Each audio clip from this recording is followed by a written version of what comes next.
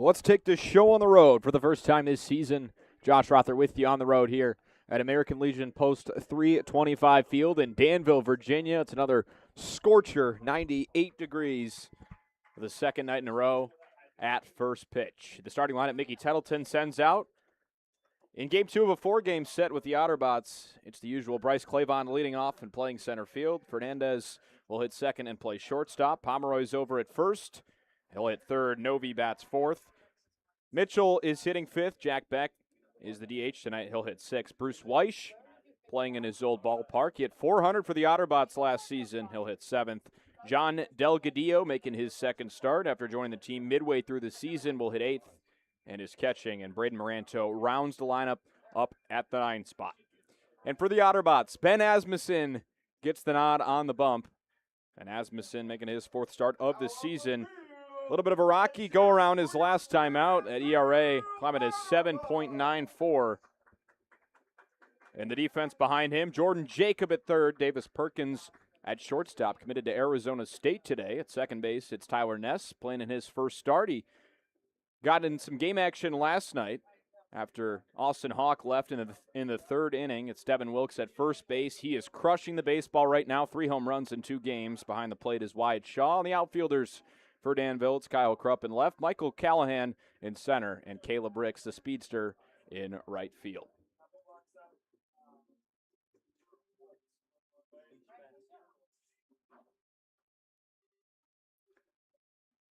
So through 4 starts for the right-hander Asmussen, he redshirted in his first year at Pittsburgh this year, 11 1/3 innings pitched. He's allowed 10 runs, 8 walks, and 12 strikeouts. Headed back to the Panthers in the fall for his second season.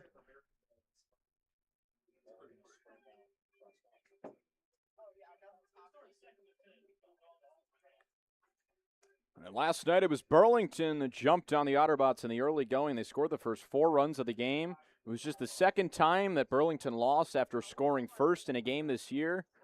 Extra base power, Devin Wilkes with a 2-run bomb in the 6th. Brody Gindra with a 2-run triple to tie it in the 7th.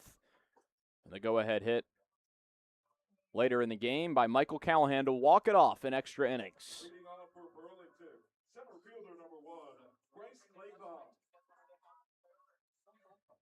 Game time temperature in the triple digits. Clear skies, 101 degrees. We're in Danville, Virginia. The 7th time these two foes do battle this year. Asmussen versus Clavon to lead things off. Clavon will hit from the right side. Asmussen out of the stretch, first pitch home. It's a fastball that misses upstairs. Now, Clavon certainly had a rough start to this season. Just 171, is yet to have an extra base hit. But when he gets on base, it's almost guaranteed he can get to second and even third. Leading the Appy League in stolen bases with 19. Asmussen's 1-0. Swung on and missed. Fastball will touch the low 90s at times. And ERA below 2 as a pitcher in high school at Detroit Catholic Central in Novi, Michigan.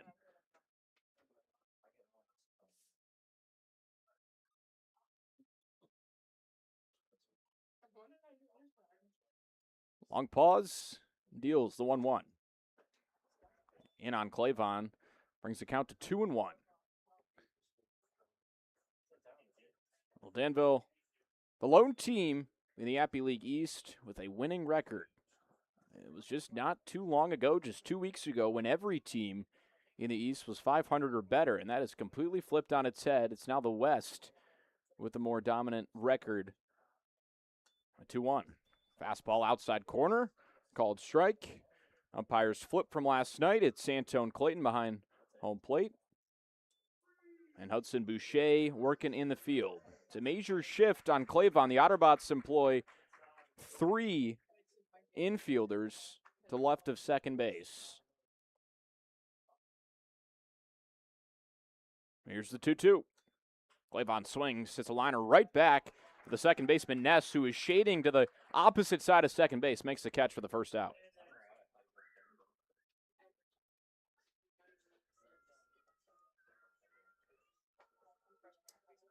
Shortstop number 7, Orlando Fernandez.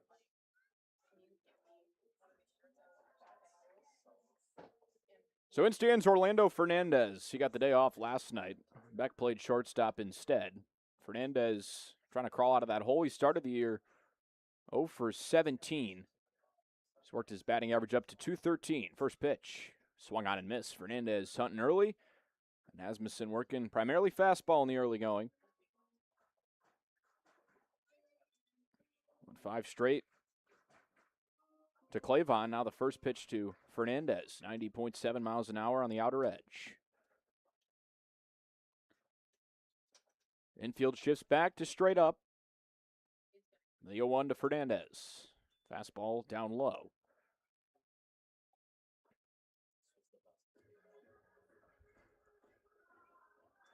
For a lot of Appy League fans, this is their introduction to Ben Asmussen. I got my introduction over 8 years ago. Faced off against him in an 11U game at a tournament in Canton, Michigan. We lost to his team 7-3. He pitched 5 innings in that game. On one, swung on and missed by Fernandez. I hit 10th in the lineup, walked twice against him. He was known for being sporadic around the zone. He's honed in the control since. He's a Division I baseball pitcher now. He's ahead 1-2 to Orlando Fernandez.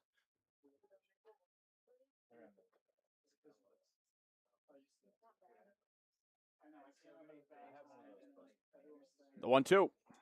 Fernandez cracks it. Shallow right field. Ness shades back. It's Ricks, the right fielder, calls him off. Makes the catch for the second out. Pair of quick air outs for Asmussen. Here in the top of the first. No score between Danville and Burlington.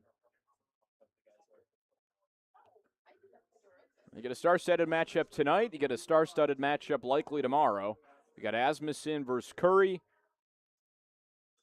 And then tomorrow, a left-hander, Camden Hawks. And the left-hander for Burlington, Cade Pilgrim. Expected in front of a packed house, Burlington Athletic Stadium. Deacon Pomeroy's first chance tonight. Takes a first pitch fastball for strike one.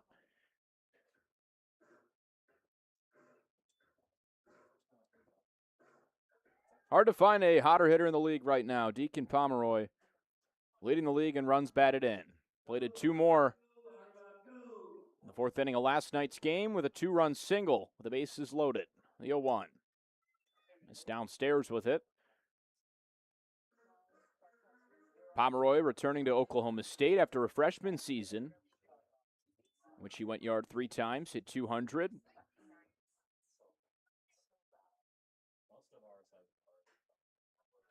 Asmussen works from the near side of the rubber. Already 2 gone in this first inning. The 1-1. Went inside. Pomeroy raises his hands to avoid being hit. And the count moves to 2-1. Deacon 5 home runs this season. It's tied for 3rd. Now 2 hitters in the league with 6 home runs. Jackson Geiger at Johnson City and Aubrey Kearns and Pulaski hit 1 last night. 2-1. Slider misses away. Pomeroy's worked it to 3-1.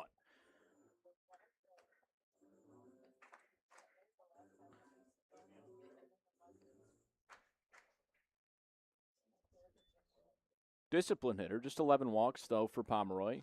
He struck out 23 times. 1 came last night. And now the 3-1. Swung on and fouled right in front of home plate. Shaw picks up a loose change, tosses it to his dugout. Asmussen's got it full at 3-2.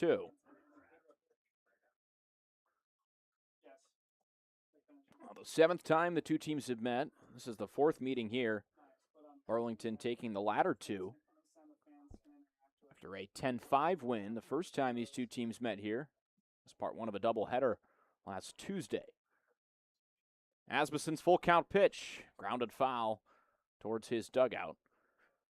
Burlington rocking the baby blue jerseys with the black numbers and gray pants. Danville in the all-white kits with the blue Otterbots font straight across the front of the jersey. 7th pitch of the AB loading.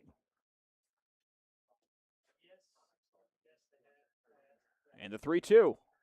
Pomeroy cranks another one foul. Nearly took out some of the pitchers lounging at the edge of the dugout.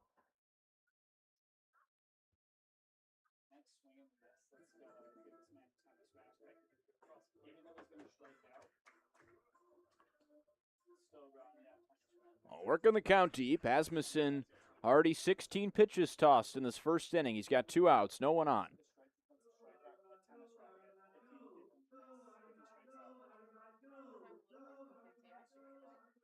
A full count. Pomeroy sends another one foul, this time out of play on the first base side. Making BA work.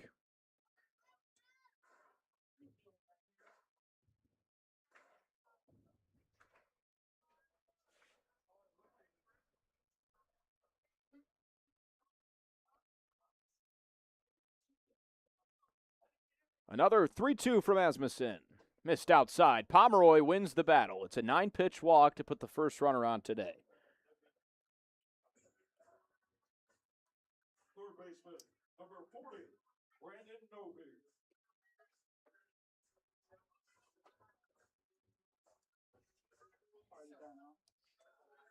The other half of the Bash Bros combo, Brandon Novy,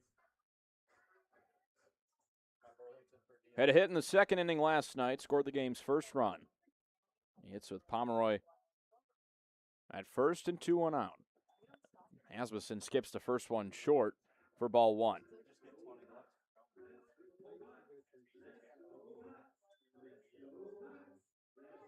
Well, Novy's last home run came on June 20th. It's been that of a drought after homering in back-to-back days.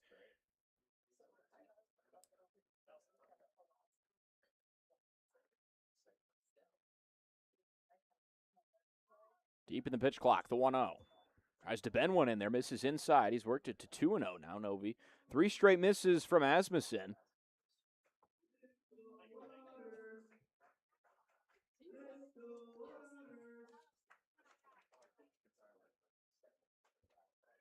Pomeroy just 3 steals on 4 attempts. Asmussen goes home. 2-0. That's a curveball in there. First strike 1. Novy, a .347 hitter. His OPS, 1108, ranks 7th in the league. He shows that gap-to-gap power so frequently. He's such a danger in these situations. Grounds one to third. Good scoop. Jacob tosses a second. High throw, and that stays on, and it's a force out at second to end the top of the first. Asmussen works around a 2-out walk. No scores. We had at the bottom of the first inning here in Danville, Virginia. The Otterbots and the Sock Puppets tied at 0.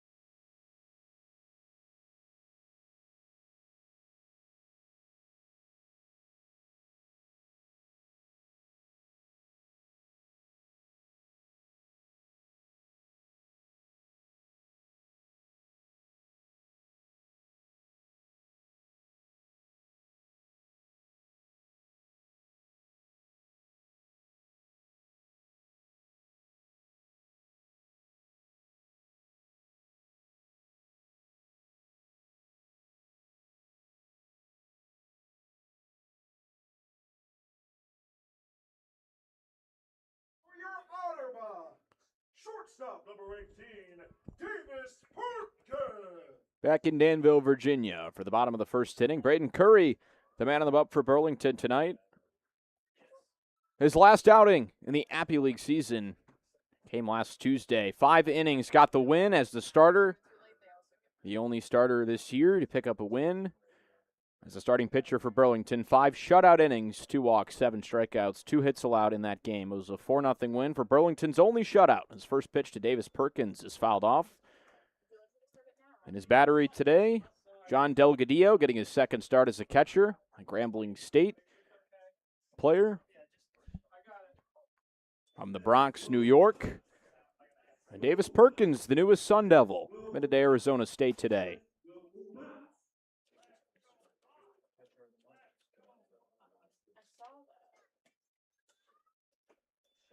The 0-1 misses outside.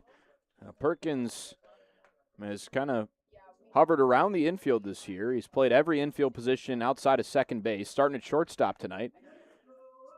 Pitched a shutout 8th in last night's walk-off win. The 1-1 from Braden Curry. This is outside. Curry, one of the best arms in the league. He's got the lowest ERA out of any player to allow a run. It's sitting at .84. He's an Appy League select player in Monday's game. Shutout inning in that game. Pitch home. This is inside. Count moves to 3-1. Although everyone who pitched in Monday's first game had a shutout frame. It was a 0-0 tie between the Appy League select team and the USA Stars. 0-0 in 8 innings. That Stars team went 1-1-1 against the Appy League. 3-1 from Curry outside. It's a leadoff walk for Davis Perkins.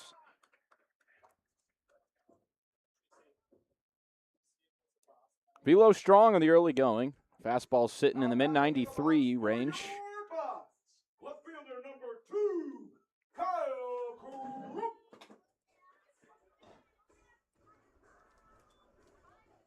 Well, Burlington's kryptonite this year has been Kyle Krupp. 11 for 23 over 6 games played. Just 1 for 5 in last night's game. Curry out of the stretch. Runner takes off. Krupp squares, and Delgadillo fumbles the ball to try and throw down. It's a stolen bag for Davis Perkins on the first pitch. He's on base. Something very similar last night. Austin Hawk stole second after singling to lead off the game, and then he was picked off. And Aiello with the left-hander put a good move on him as Hawk drifted way too far off second. So just one pitch into this at-bat, a runner at second. Krupp swings, lifts one high. On the third base line, Novi will give chase to it, but it'll land out of play for a foul ball.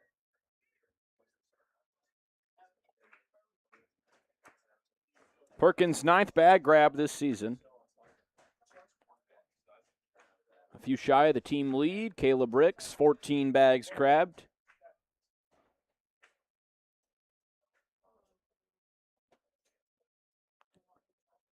Curry eyes, now goes home. Krupp sends one grounder to third, past Novi into left field. Weiss charges in. They will hold Perkins at third. The throw goes wild. Curry collects it in front of home plate. It's a single for Krupp.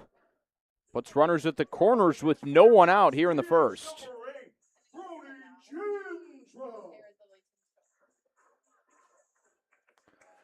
Gindra last night, 2-run triple to tie things up in inning number 7.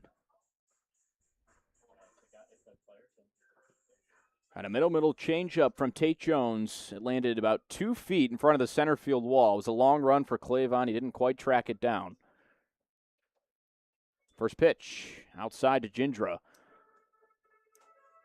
He drives in 2 runs last night. He had a 6 RBI game in the 11-11 game last Wednesday. He's got nearly half of his RBIs this season in just those 2 games against the Sock Puppets. Perkins deep at third, and Krupp at first. The 1-0 is in there for a strike. Mostly fastball from Braden Curry so far. Hasn't really drifted away from it yet.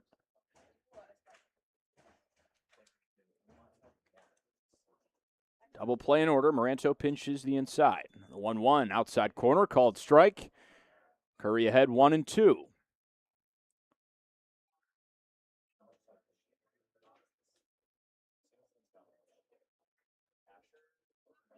Gindra, 924 OPS.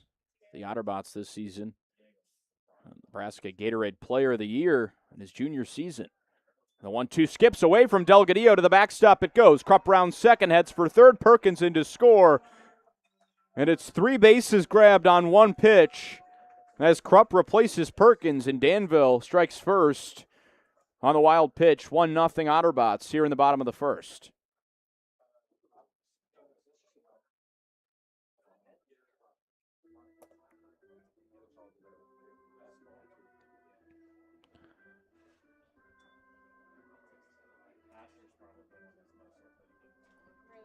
Count 2-2 to Gindra. And the double play now out of order.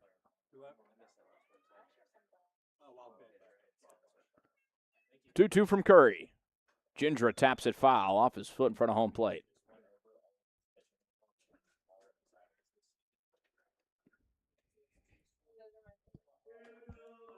Well, another split set. Back in Burlington tomorrow for Game 3, and then back to Danville for Game 4 of the series. And Burlington, a league-wide day off on Monday. They'll have 3 against Johnson City at home, and then 3 at Bluefield on the road. 2-2 from Curry. Didn't offer at it. Good slider.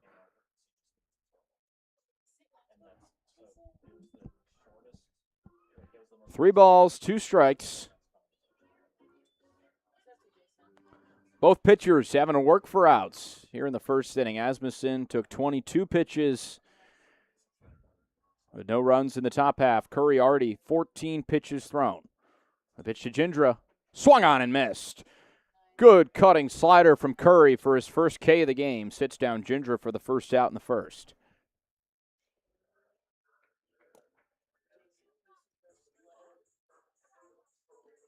Out to plate for Danville. First baseman number 39, Devin Wilkes. Well, the one thing that might stop Devin Wilkes from continuing to do what he's done in his first 2 games is the 20-foot walls in the outfield. 3 home runs in 2 games since Wilkes arrived here in Virginia. The first pitch he sees from Curry, swung on and lifted deep to right center field. Mitchell ranging in. It's just a high pop-up, makes the catch. Tagging from third is Krupp. The throw in, not in time, and Krupp slides in safely. It's a sac fly. Danville 2, Burlington nothing.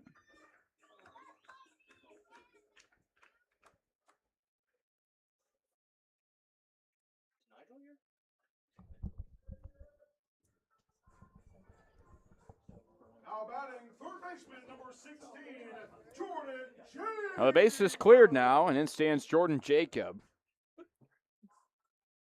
Just 125 hitter against Burlington this year. Went 0 for 2 after pinch hitting in last night's game. First pitch. Lifted, right center field. Mitchell gives chase to it and makes the catch in the right center field gap to end the first inning. 2 runs come across the score. Perkins walks, steals second, comes around after a wild pitch, and Kyle Krupp singles and scores on a sac fly from Devin Wilkes. 2-0 Otterbots as we head to the second inning.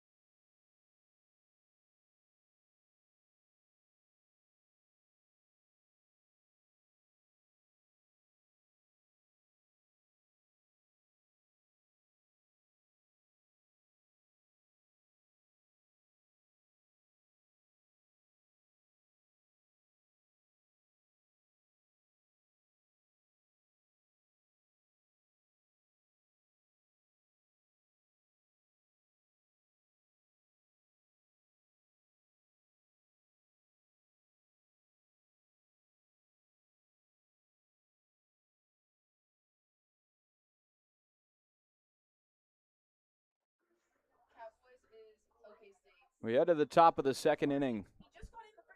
And Devin Mitchell stands in. Committed to New Mexico State just 2 hours ago after his lone season at North Carolina State. First pitch from Asmussen to start the second. Mitchell sends a fly ball. Ranging into foul territory, the catcher Shaw underneath it makes the catch for the first out.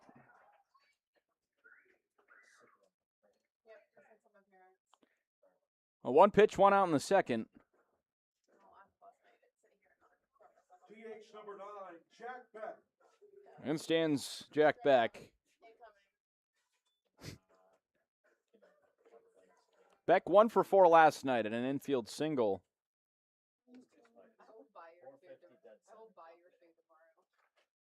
Also scored a run after walking. First pitch. Beck checks his swing. Does it stay fair? It does. Wilkes scampers down the first base line and steps on first. It's 2 pitches, 2 outs in the second for Asmussen.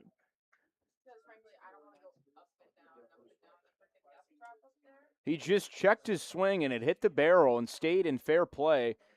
Was maybe 40 miles an hour off the bat. So a name familiar to Otterbots fans here, Bruce Weish. Back in the lineup after he got the day off last night. For a 3-pitch inning.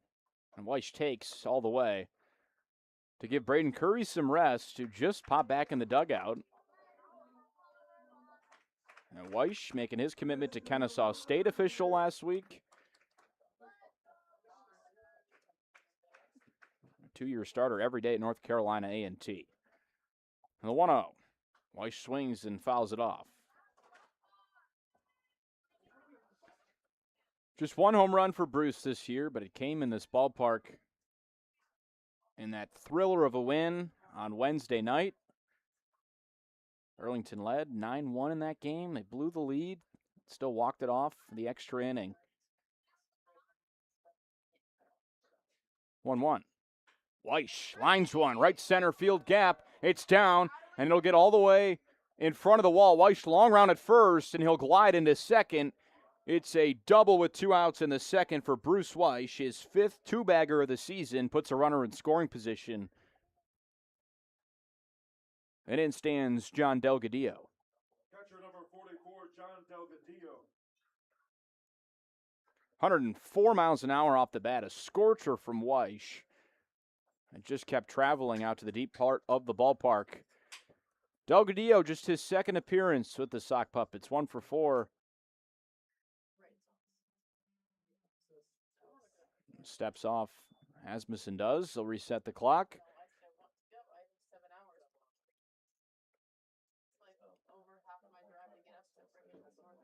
Delgadillo, 6'4", 250-pound catcher from the Bronx. First pitch. Curveball nearly got him.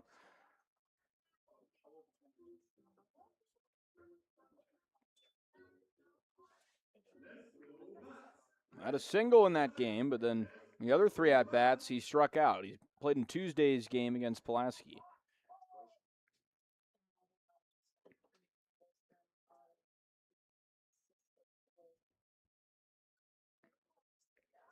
Pitch clock winds down. Asmussen goes home, and he misses outside with a slider.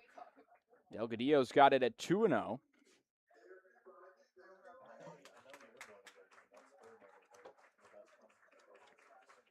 Pitch number 30.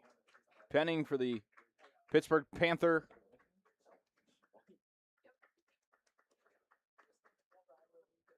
Checks the second, winds up and goes home. Delgadillo slaps one foul. Great sinking action on that curveball. Oh, it just falls out underneath hitters. He's gone to it 3 times in a row to start the at-bat.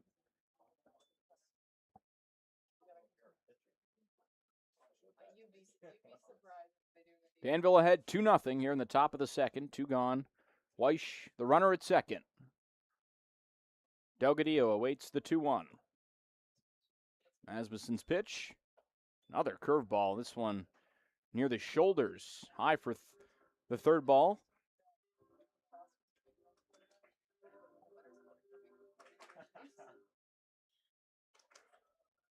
Similar shift to the one deployed against Bryce Clavon. The Ness creeps towards second to try and hold Weishon. Wilkes well off the bag at first. Asmussen's 3-1. Delgadillo grounds it towards first. Wilkes makes the play on the forehand, takes it himself for the third out. Crisis averted again. Asmussen allows a 2-out base runner, a double from Bruce Weish, but nothing doing for the Sock Puppets. We head to the bottom of the second inning. Danville leads 2-0.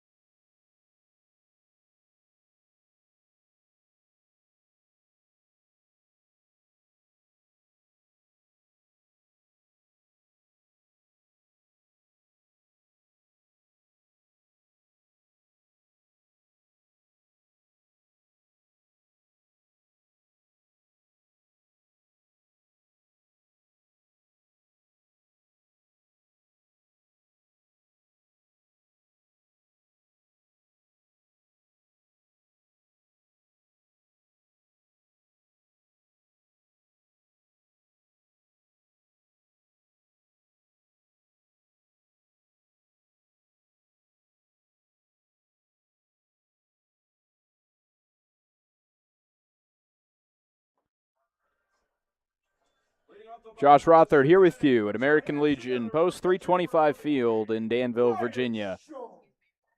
And to the bottom of two we go. Danville leading 2-0 over Burlington. Braden Curry's second inning of work. He'll have a pair of lefties this inning. Wyatt Shaw to start things off. Curry's first pitch. Hacked that and fouled off the backstop.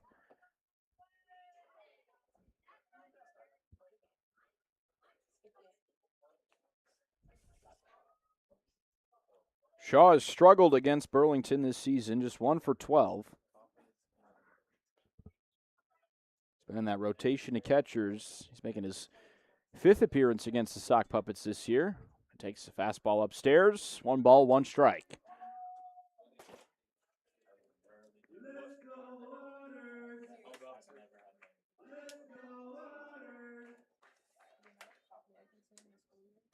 Shaw 1 home run, 11 runs batted in. Waits a 1-1 and slaps another one foul.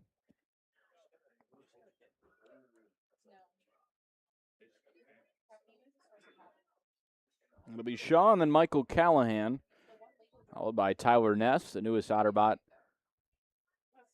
on the position player group.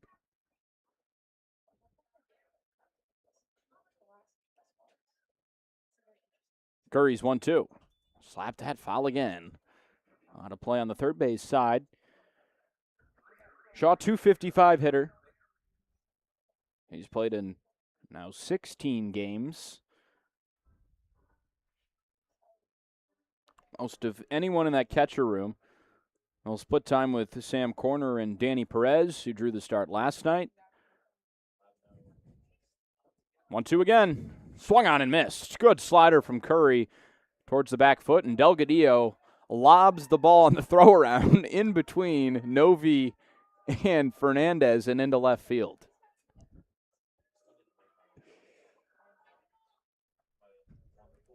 Second strikeout of the night for Braden Curry. For your box, center fielder, number 32, Michael Callahan. In stands the hero from last night. Found the left center field gap to walk things off.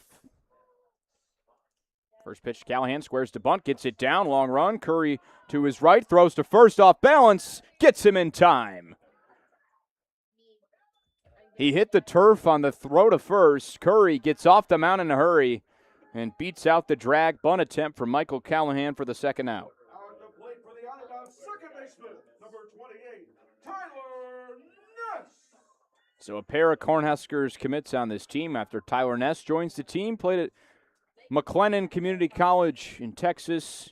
And this is a California native playing in Virginia and headed to Nebraska. He's been at just about every part of this country. First pitch, good fastball. Cuts away from left-handed hitters, in there for strike one.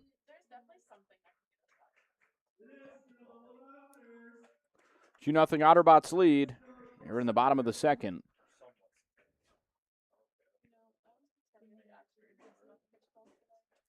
Curry's 0-1.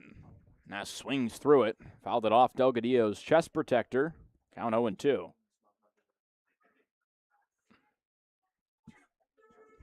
Ness entered in the field in the third inning of last night's game. Replaced Austin Hawk at second base. Hit 3 times, walked, and went 0 for 2. Pitch home. Inside, Delgadillo gets down to block it. 1 ball, 2 strikes.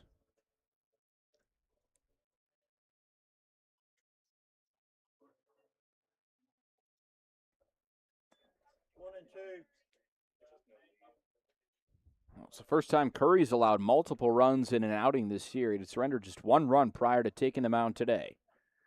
And the 1-2. Misses high and away.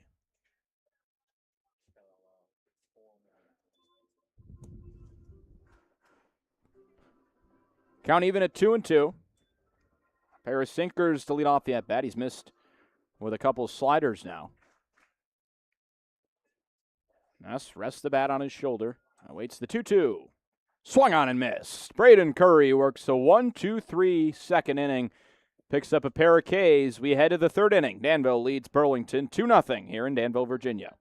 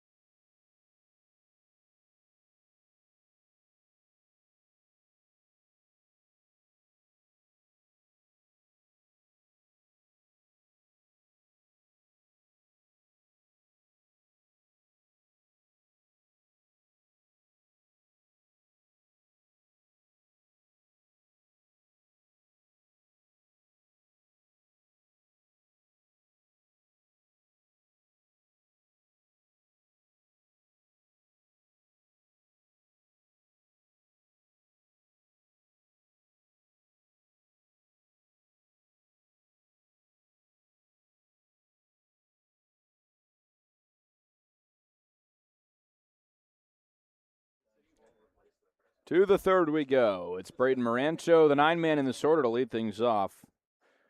Did a whole lot of nothing in last night's game. He hit 4 times, and he walked 4 times.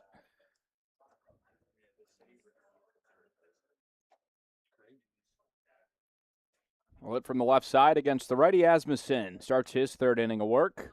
First pitch from B.A. Misses inside.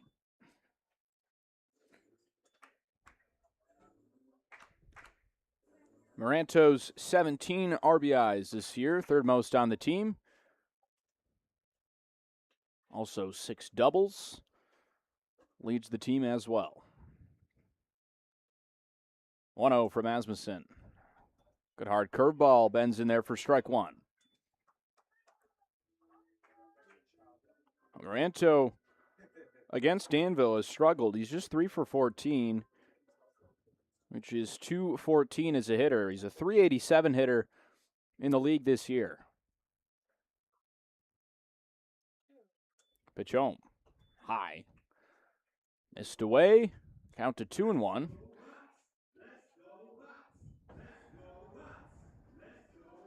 He's one of the 5 infielders that played in the Appy League Select game. Represented Sock Puppets at first in that game. Pitch home. Down low again. 3 balls, 1 strike. Moranto a pitch away from walking for the 5th straight time against the Otterbots. Well, it broke his streak last night. He had a hit in every home game. And last night, he went 0 for 0 and walked 4 times, so that'll have to be an on-base streak instead.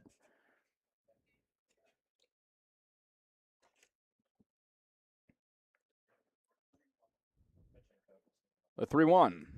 Missed away, and Moranto heads to a familiar place, leads off the third with a walk, and resets the order back to the top. It's Bryce Clavon.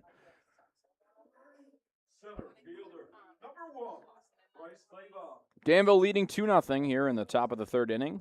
A team that has scored first in 12 games, now 13 this year, 9-3 in those games. And when Burlington allows the first run, a measly 2-9.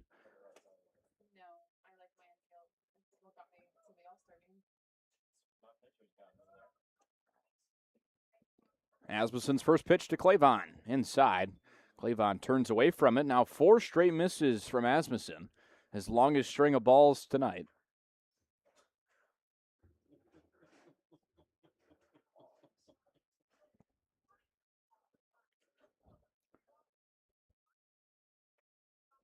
Moranto off of first, the 1-0. Hits Clavon in his lead arm. An angry toss towards the dugout. Clavon's probably more upset he's not the lead runner and can't steal.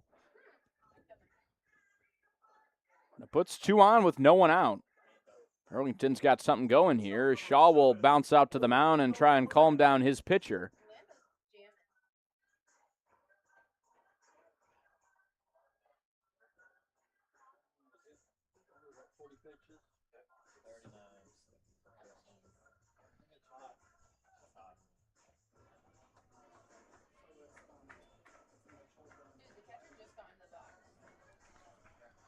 So in stands Orlando Fernandez.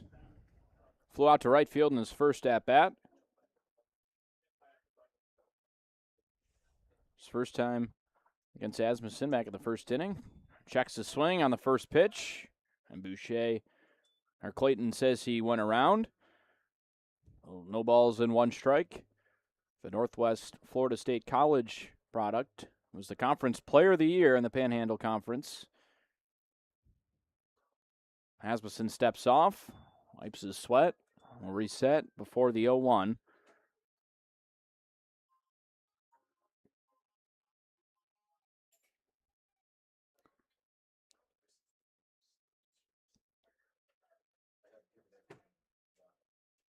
Long pause, checks Moranto at second, steps off again.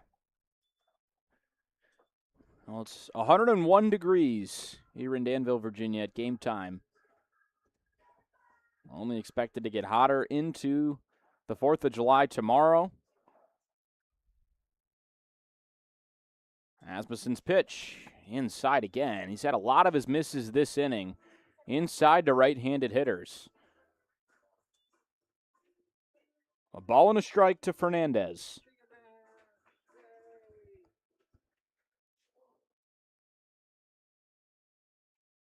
It's 9 runs batted in for the second-year Sock Puppets player. Pitch home. Couldn't quite pull it up. Shaw tried to find the low spot of the zone on his frame job there. Missed low again. 2 balls and 1 strike. Fernandez ahead. It's the third batter that Asmussen's gotten behind here in this third inning. He has fatigue late in his outings. Tries to check towards second. Steps off. We'll get back on.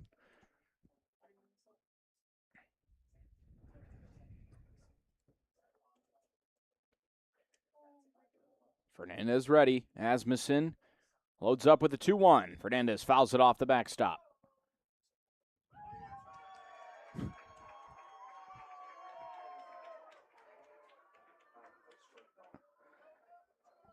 Count even at 2-2. Asmussen now at 43 pitches tossed in 2+ innings.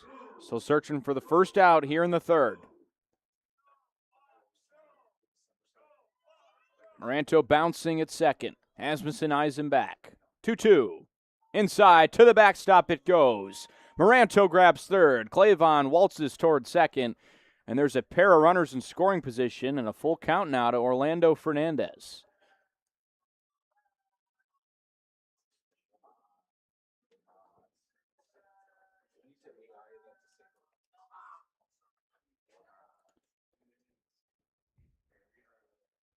Second wild pitch of the game, first credited to Asmussen.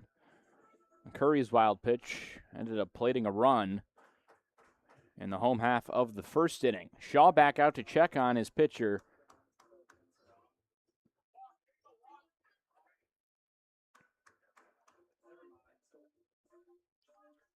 Big pitch coming. First base empty if Asmussen were to miss.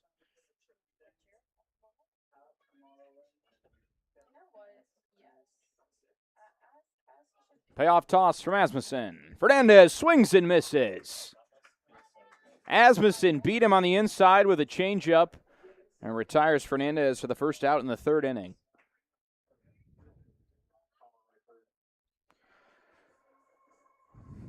And now Deacon Pomeroy wants another crack. He walked his first time up.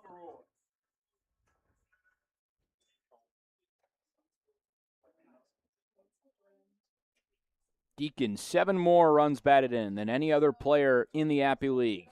Hunting for 2 more, trying to even this thing up. And a good fastball. Great inside run to it for strike 1.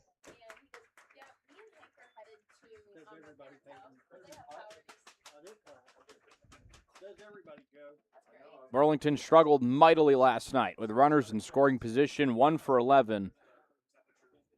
They put runners at third and second with no one out in the third. Now 1 down. Pitch to Pomeroy. Swings and misses. Asmussen ahead 0-2. They'll say Pomeroy got a piece of it. It landed in front of home plate on the foul tip.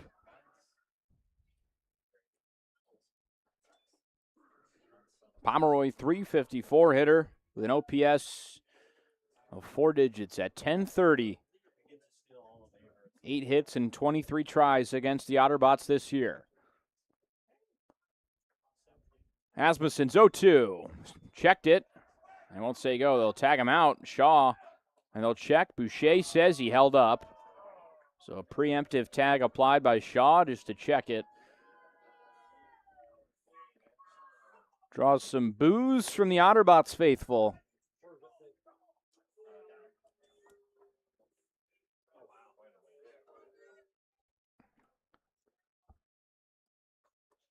They go to an off-speed pitch for the 4th time in a row.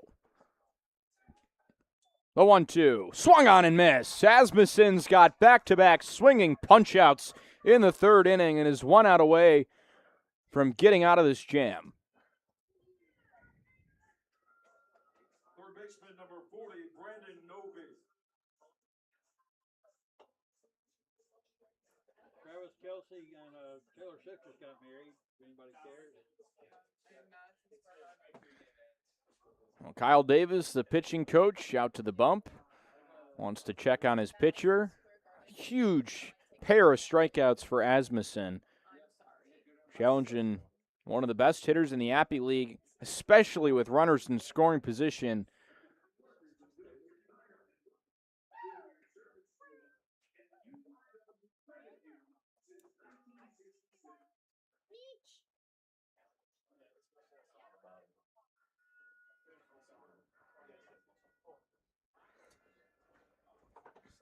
Clayton will walk the mound. And the Otterbots gather around their pitcher Asmussen. Their pitching coach Kyle Davis will retreat towards the dugout.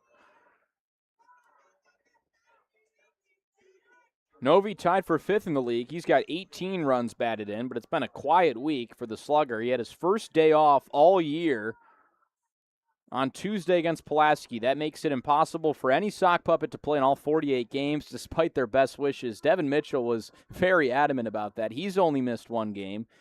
He's in the top 2 in at-bats in the league, and he waits in the on-deck circle. Novi will have to extend it in this inning to get him up. Asmussen's first pitch. Change up outside corner. He's gone off speed to this part of the order. Called strike. 0-1 to Novi. Novi bounced into a fielder's choice. His first time up, back in the first inning. Asmussen humming on all cylinders right now. The 0-1. Novi cracks one towards third again. Jacob fields it and throws across the diamond. And a good scoop. No, Wilkes dropped it. Here comes a second run. Clavon dives at the plate, nearly takes out the umpire, and he's safe. Chaos in front of home plate, and it's a 2-run hit. It'll be an error on Wilkes, the first baseman who couldn't dig it out. Novi plates the 2 runs that tie this game at 2 in the third. And Antone Clayton nearly had an early exit as Clavon nearly took out his lead leg as he dove into home. Right fielder number 24, Devin Mitchell. So the inning will continue, and Burlington evens the score. 8-5, yeah. Pitch to Mitchell. Grounded softly back towards the mound. Asmussen comes off. Underhand toss to first, ends the inning. But not before Burlington evens things up. Novi puts a good swing on one and gets help from the third baseman, Jacob, credited for the error. And it's all tied at 2 as we head to the bottom of the third here at American Legion Post 325 Field.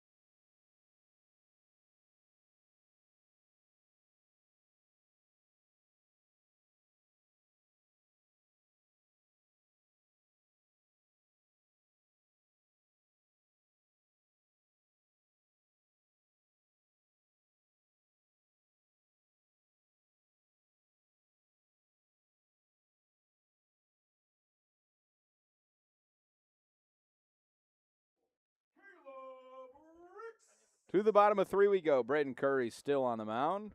He's got 9-1-2 here in the third inning. Caleb Ricks to lead things off. Ricks 1 for 4 in last night's game. A single and a pair of strikeouts. Doesn't offer at the first pitch. Curry's pitch upstairs. 1 ball, no strikes.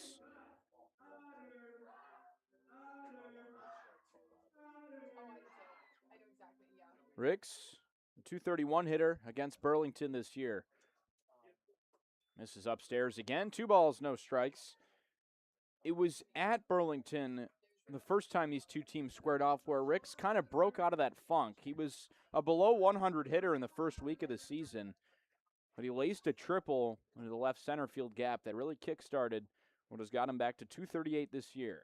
Curveball from Curry upstairs again. He's missed upstairs 3 times now. 3-0 count. Never want to walk Ricks to lead off an inning.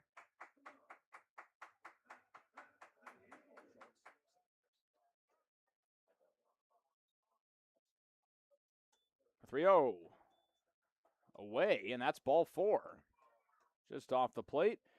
A 4-pitch walk. Second time Curry's walked a hitter tonight. Now battling in the box for your Bats. Shortstop number 18, Davis Perkins. That'll reset the order for Danville. Davis Perkins walked to lead things off, scored the game's first run on a wild pitch. Quick check to first. Ricks will steal. He's the reason that Danville leads the league in stolen bases with 72 as a team. Kyle Krupp picking up the 73rd.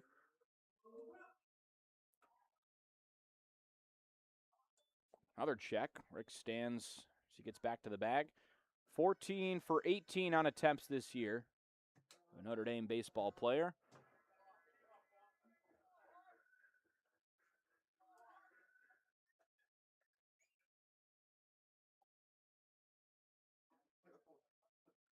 Ricks takes off. Perkins squares. Delgadillo's throw down. Wrong side of the base. Ricks would have been safe anyways. He is so fast.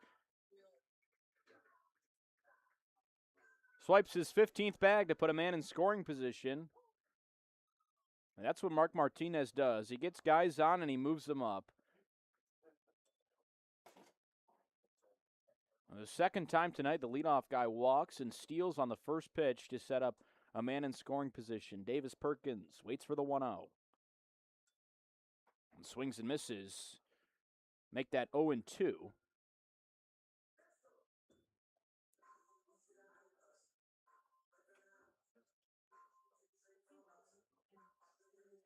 Perkins didn't play 2 nights ago. He got 1 inning on the mound last night. Back in the starting lineup tonight.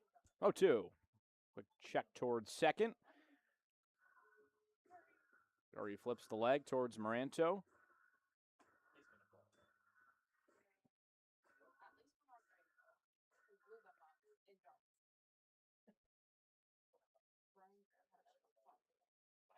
Perkins also top 10 in OPS in the league. Curry's 0-2 misses down low. Try to get him to chase with the curveball.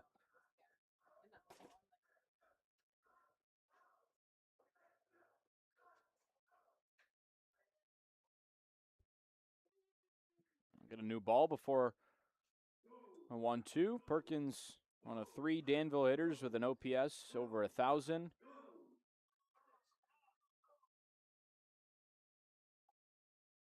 Waits for the 1-2. Curry deep breath. Goes home. Ricks takes off towards third. Grounded that way, but foul. Ricks got a good jump on that one.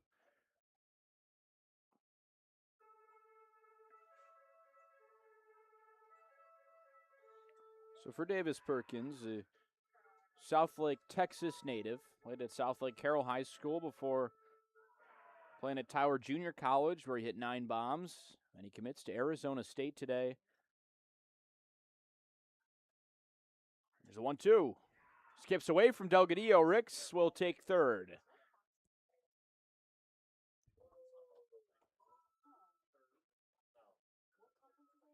Perkins headed to the Big 12 next season.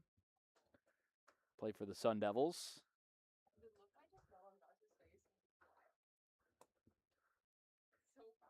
And Delgadillo a little shaken up. Looks like he took it directly off his glove-handed wrist.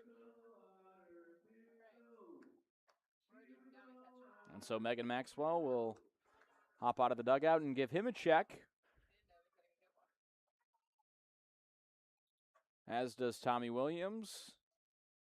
It's a 2-2 count to Davis Perkins here in the third inning. Danville threatening to take the lead. They scored the first 2 runs of this game. A wild pitch in the first scored Perkins. And a sac fly by Devin Wilkes scored Kyle Krupp. A 2-run error by Jordan Jacob. Even this thing up. Brandon Novi made contact. That's where we stand right now. We'll take a quick step aside as they check on Delgadillo.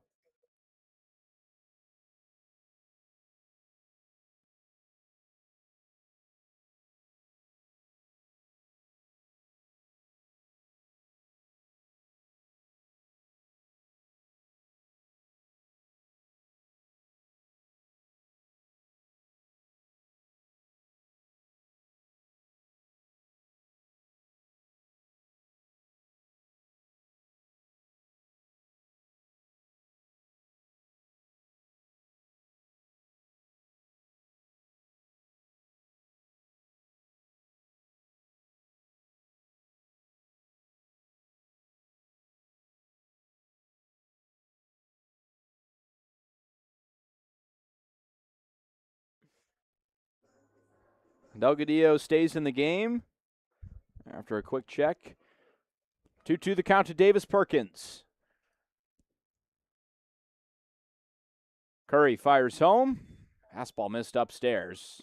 Perkins hypes himself up. Big 3-2 pitch. There's no one out here in this third. Caleb Ricks led off with a walk, stole second to third on a wild pitch. And now the 3-2. Missed low. Delgadillo had to get down to stop it. And it's a pair of walks for Danville here in the third. They got runners at the corners. Same exact outcome as the first inning to lead off. Now batting for Danville. Put runners at the corners with no one out. Scored 2 runs. Kyle Krupp. Lucky.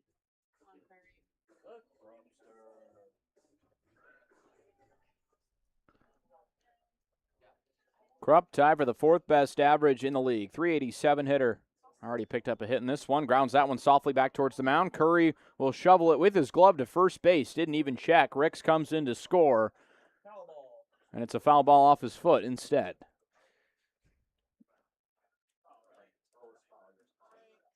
Krupp didn't bolt down towards first.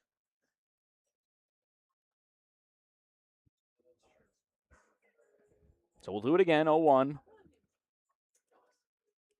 Perkins still at first, Ricks at third. Danville and Burlington in a 2-2 tie in the third inning. Game 2 of this 4-game set.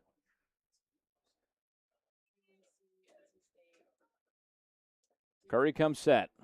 Big lead. Perkins takes off towards second. Now backtracks, and Curry missed inside with a hard fastball.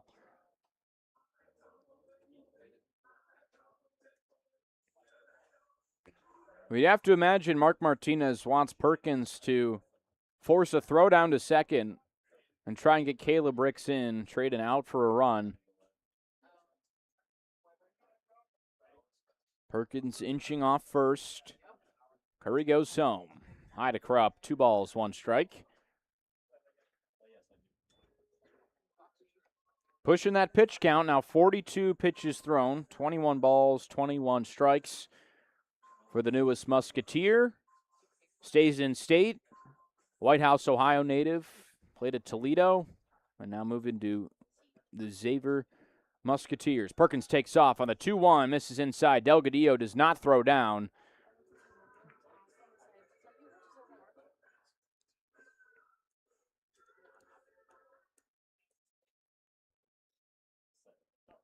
So runners at third and second. No one out in the third inning. His defense being lulled to sleep now. There's been no balls hit in play this inning. And a 3-1 downstairs again. Make it 3 straight walks. And the bases are loaded with no one out here in the third inning.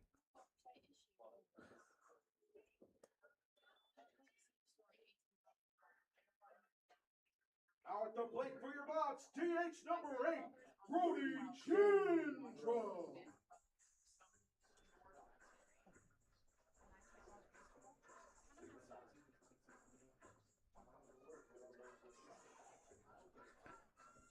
.267 hitter with runners in scoring position. Brody Gindra struck out in the first. First pitch from Curry is low. And he's continued to miss the zone. That's 5 straight balls thrown by Braden Curry. Danville without a grand slam this year. Gindra 3 for 5 with the bases loaded. 7 runs batted in. And pitch home. Gindra sends one foul off the end of the bat towards the Burlington dugout. Aiello snags it with a bare hand. Evens the count at 1-1. Gindra, product of Elkhorn South in Omaha, Nebraska. One of the prep guys on this team. Stays in state, headed to Nebraska next year. 1-1. Gets away from Delgadillo, and that'll be another run. Ricks comes in to score, the go-ahead run. And now Danville has a 3-2 lead. Second wild pitch of this inning from Braden Curry, third of the game.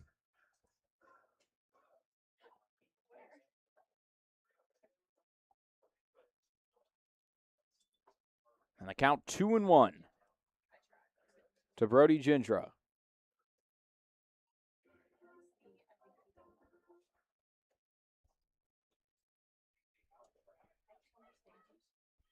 Curry patient. There's a 2-1. Outside again. 3 balls and 1 strike. Braden Curry, who's been almost unhittable this season, has shown some weakness for the very first time. A team that he controlled from start to finish in his last outing has him on the rails, a walk in the 4th straight hitter in the third. The 3-1. Curry, competitive pitch, grounded softly towards third. Nearly made a play down at third base. The coach, the Otterbots staff, rolls away. 3 balls, 2 strikes.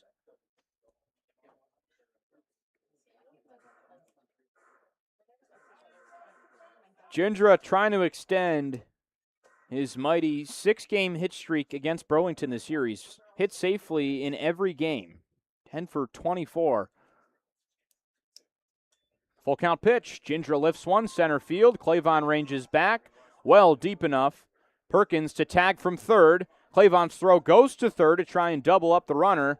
Perkins scores. Krupp rolls in safely, and he looks shaken up. That was a weird slide for Kyle Krupp at third, and he is shaken up. The Otterbots tally one more on the sac fly to make it 4-2.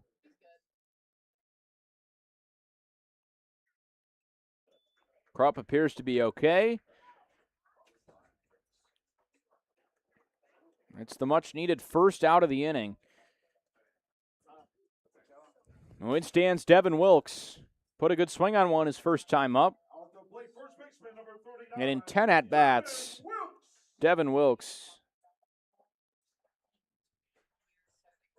has compiled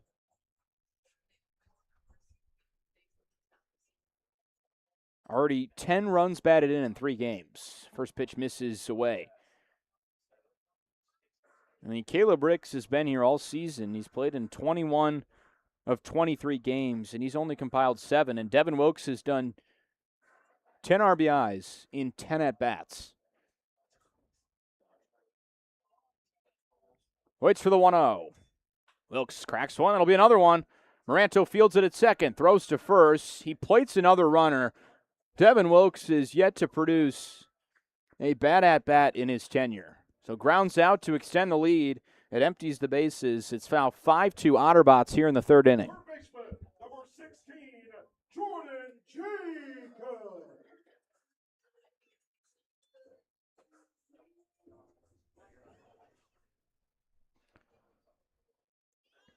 Win stands Jordan Jacob. Grounds it towards third. Pass Novi into left field. Jordan Jacob's got a hit.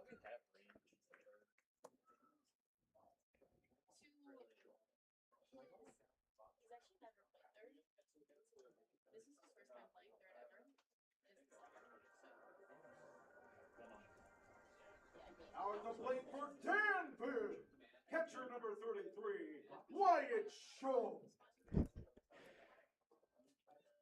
2-out hit for Jacob. Keeps this inning alive. And his 7th batter to hit in this inning, Wyatt Shaw. Swings and misses at a first pitch slider from Curry. Second time Curry's got a whiff on that pitch to Shaw. He struck him out on the first time they faced.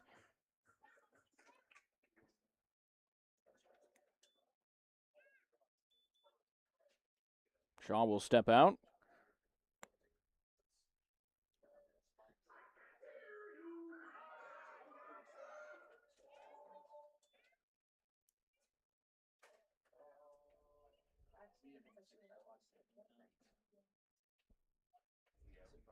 Curry got him out twice in his shutout start last week. A strikeout in that game. Runner takes off. Throw down to second. And Jacob in standing. Nearly fell off the base.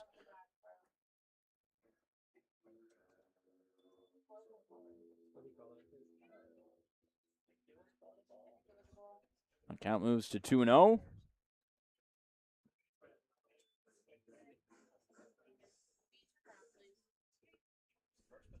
Another at-bat with runners in scoring position for the Otterbots.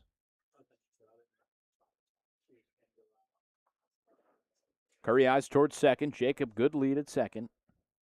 Curry goes home. Shaw swings and misses again. And that will be the third strike. So the second one was a strike. And so Curry makes quick work of Shaw on 3 pitches and ends the inning. But not before Danville sends 3 runners in. It was a walk fest. 3 walks coming to score, and the Otterbots take a 5-2 lead as we head to the 4th.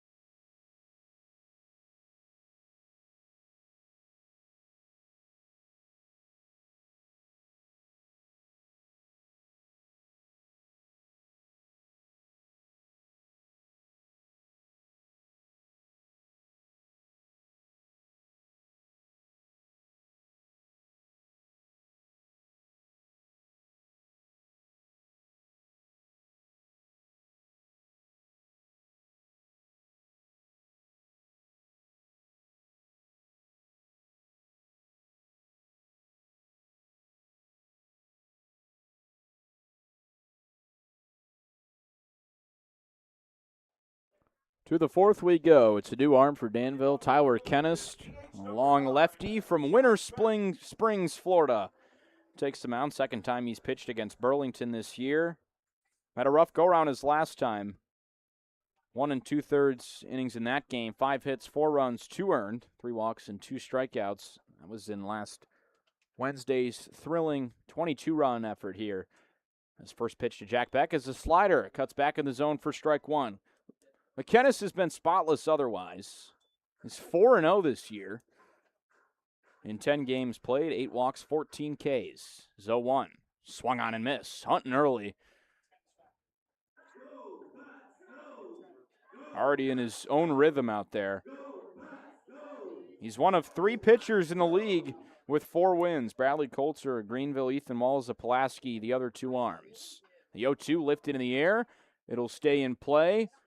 The second baseman Ness ranges over, makes the catch in shallow right field for the first out of the 4th.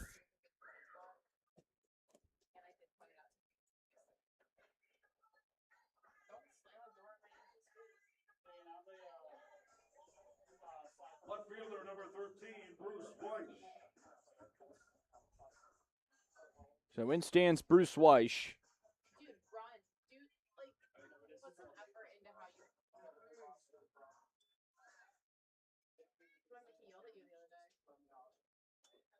Weiss takes the first pitch inside for a ball. Doubled in his first at-bat. Good for his 7th extra base hit of the season. 1-0. Good slider again. That one called a strike.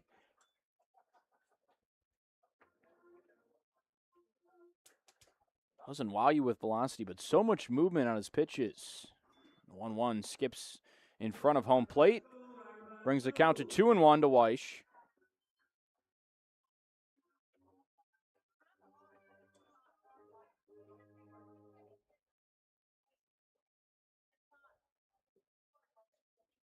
Back into his windup, 2-1 pitch, way outside. 3 balls, 1 strike to Bruce Weiss. Weiss homered in that Wednesday game last week. That came off another lefty, Carter Owens, and that one off the backstop wall. Way outside again. Weiss walks with 1 out here in the 4th.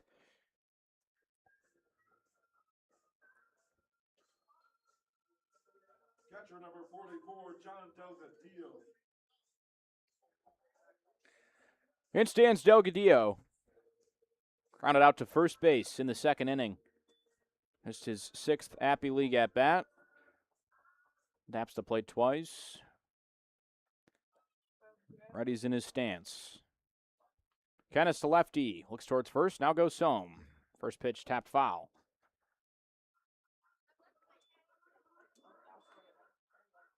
Delgadillo started his prep career in the Bronx in New York before transferring to South Carolina, where he played at P27 Academy for his senior season.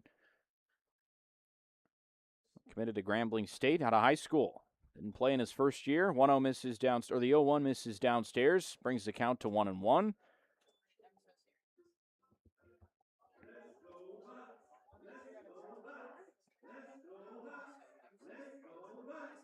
Weiss off of first. Pitch home. Delgadillo cracks it. Great scoop. Canas throws to second, and there's some miscommunication. Everyone's off the base. Throw to first is in time.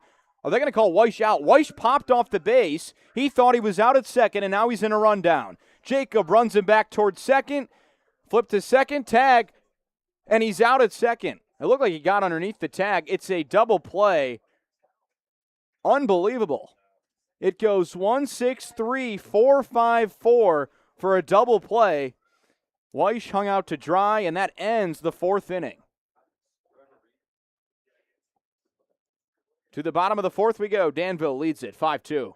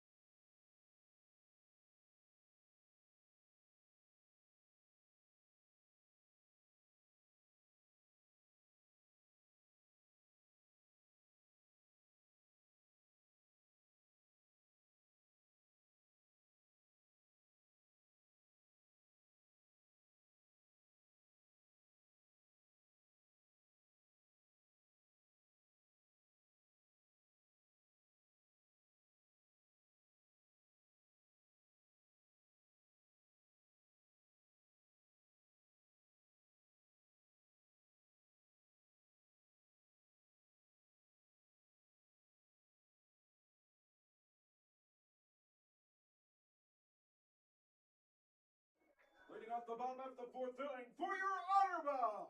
We head to the bottom of the fourth after a bizarre double play to end the top half.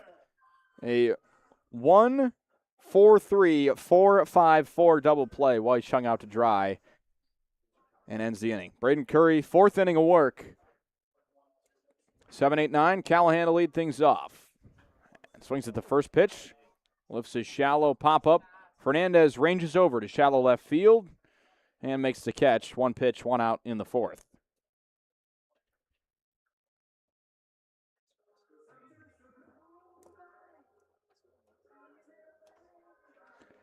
Now batting for the Bots, second baseman. And now Tyler Ness, who touched the ball last on that double play in the top half of the inning. Bats for the second time. Struck out swinging in the second. Just 3 at-bats this year. Late add to this team last week. First pitch. Fastball runs away. It's outside. Ness and then Ricks to hit in the fourth. 7 runs scored in this game on just 3 hits. 1-0. Ness swings and fouls it out of play on the third base side. A ball and a strike to Ness. A Turlock, California native.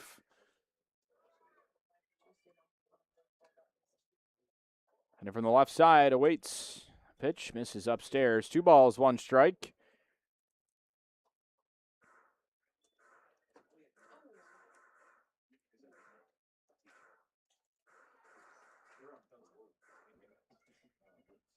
Middle infield plays back on the edge of the grass. 2-1. Swung on and missed. Outside fastball. Gets Ness to chase. Brings it to 2-2. Sun starts to set here at the ballpark. Stadium lights strobe out onto the field ahead of a firework Friday here in Danville, Virginia.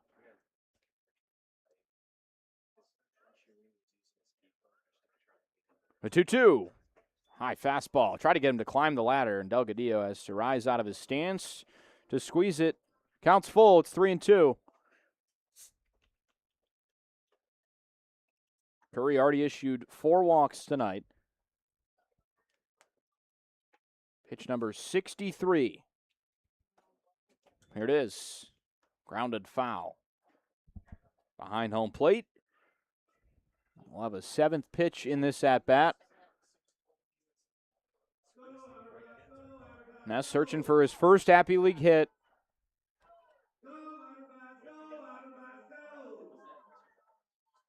There's the 1 walk in last night's game. Another 3-2 from Curry. Grounded towards first. And Pomeroy scoots over, makes the play, steps on first for the second out.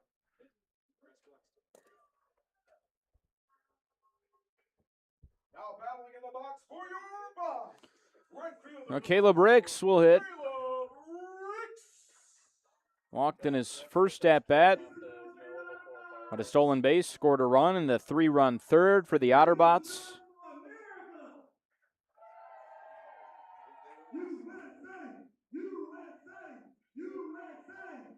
.757 OPS this summer. Ricks hitting from the right side. Curry's first offering. Swung on and missed way outside. He chased it. Got away from Delgadillo. No one on.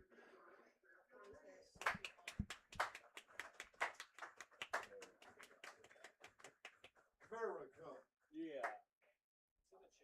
Says everybody, man. Ricks tied for the league lead in strikeouts as a hitter with Cole Platson and Elizabethton. 33 times Ricks has been punched out this year. Swings and misses at the 0-1. Chased again. That outside slider landing in the left-handed batter's box. Ricks takes off his helmet, wipes the sweat. A triple-digit degree day here July 3rd in Virginia. Ricks punched out twice yesterday. Curry trying to hunt. Steps off before the 0-2.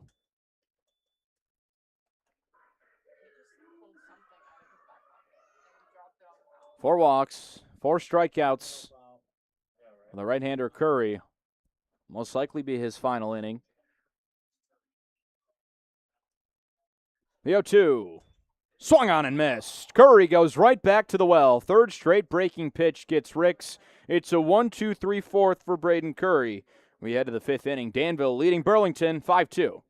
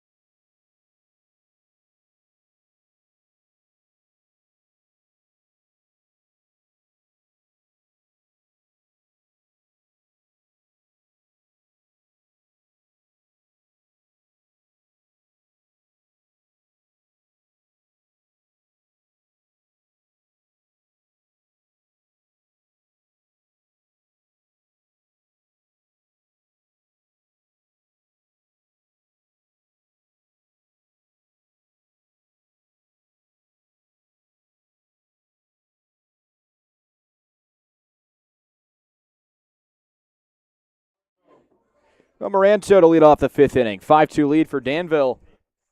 It's a lefty-on-lefty matchup. First pitch from Tyler Kennist is outside for a ball. Moranto walked in the 3rd. And a stranded pitch home. Fastball on the outside corner. Has reached base his last 5 times up, all via the walk. Scored just twice. 1-1 to Moranto. Sent on a line to the shortstop, and Perkins elevates off the ground to make the catch for the first out. Wasn't hit too hard at him. Had to move over a few steps to make the play. Center fielder number 1, Bryce Claybaugh.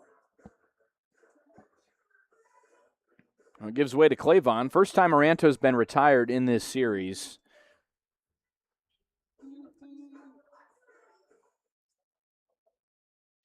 Clavon, a line out and a hit by pitch tonight. Scored the game's tying run in the 3rd inning. Eyes a fastball upstairs for ball 1.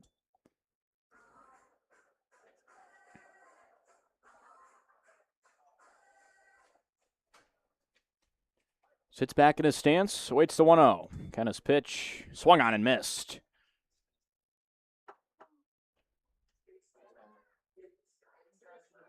A lot of fastball difference, what they saw from Asmussen to now Kenneth, about a 7 to 8 mile an hour difference. Kenneth's fastball only in the low 80s, 82 and 83. The 1-1. Clavon hacks at it, fouls it off the backstop. 1-2, the count to the Nittany Lion.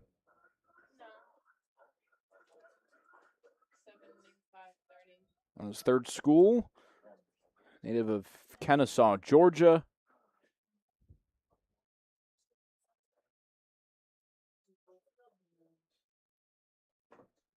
One-two from Kennist.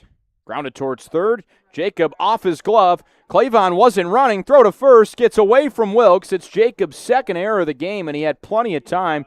Clavon jogged out of the box, but he gets rewarded first base anyways. D5.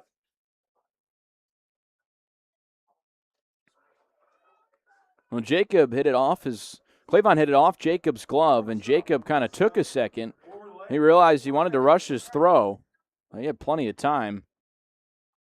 Clavon seems to be shaken up. Maybe that's why he wasn't running fully down to first base. So Megan Maxwell will come out and meet with Clavon. He's just made up his mind. He's going to walk all the way to the dugout. It looks like he will come out of the game.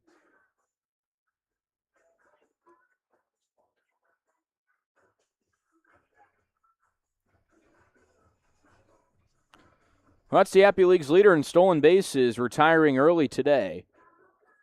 Seems frustrated as he tosses his helmet aside. The pinch runner will be L.J. Edwards.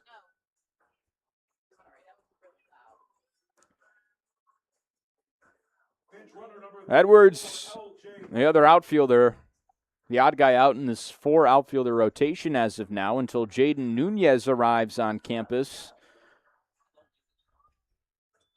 Nunez expected to arrive on Sunday, the only player in the Appalachian League to record a hit in the College Baseball World Series this season. First pitch to Fernandez. Good slider. Catches the outside part of the plate for strike one.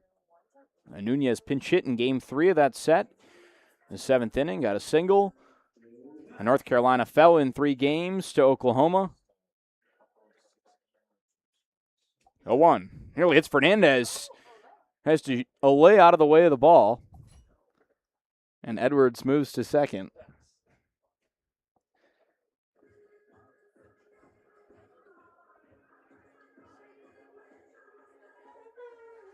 Puts the runner in scoring position, just 1 out. Here in the top of the 5th inning, Danville holding a 5-2 lead ahead of Burlington. 2 runs, 1 hit for the Sock Puppets, 5 runs, 2 hits for the Otterbots.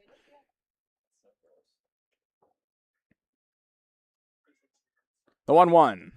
Outside, gets away from Shaw. Late read. Edwards moved back towards second. Now will head towards third. He had plenty of time anyways. The deep backstop makes it almost impossible to not get to third base on a pass ball.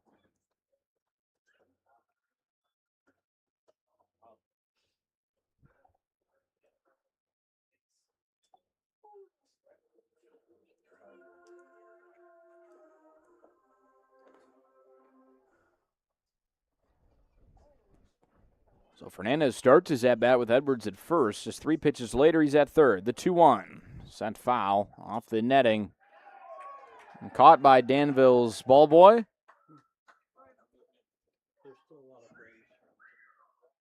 He's the fan favorite here. Fernandez now 2-2. Think any ball hit hard on the ground will be able to get Edwards in from third. Burlington chasing 3 here in the 5th. Kennis winds up, goes home. Fernandez swings and misses at a slider. A fantastic pitch. Kennis gets Fernandez to strike out. Second time he's retired on strikes tonight. He's got the 2nd out here in the 5th inning. First baseman number 35, Deacon Pomeroy.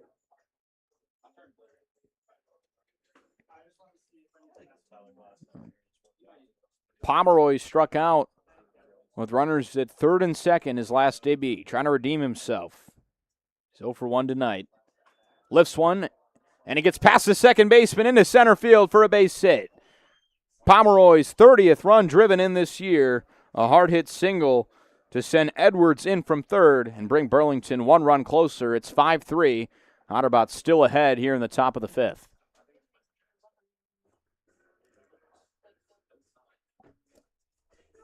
Baseman number 40, Brandon Novy. Novi represents the tying run. A couple of balls hit to the left side of the infield today. A fielder's choice reached on an error. It scored 2 runs back in the 3rd inning. First pitch in there for strike one.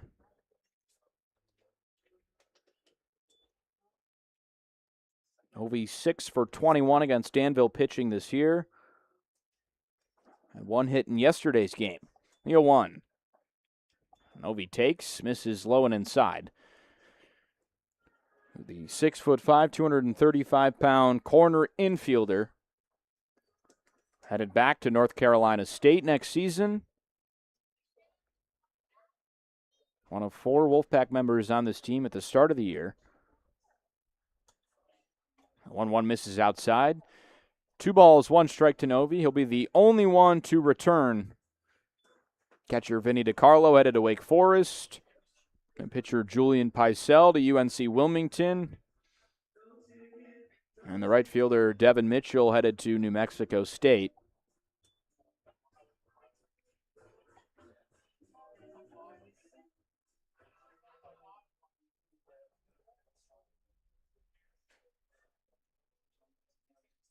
Kennis ready. A 2-1 pitch. Novi cranks one, right center field. Carrying out there. Long run. Callahan and gives way to Ricks, who makes the catch. Now 25 feet in front of the right field wall to end the 5th inning. Deacon Pomeroy gets his 30th run batted in this season. Makes it 5-3. Danville still leads halfway through this one. We head to the bottom of the 5th.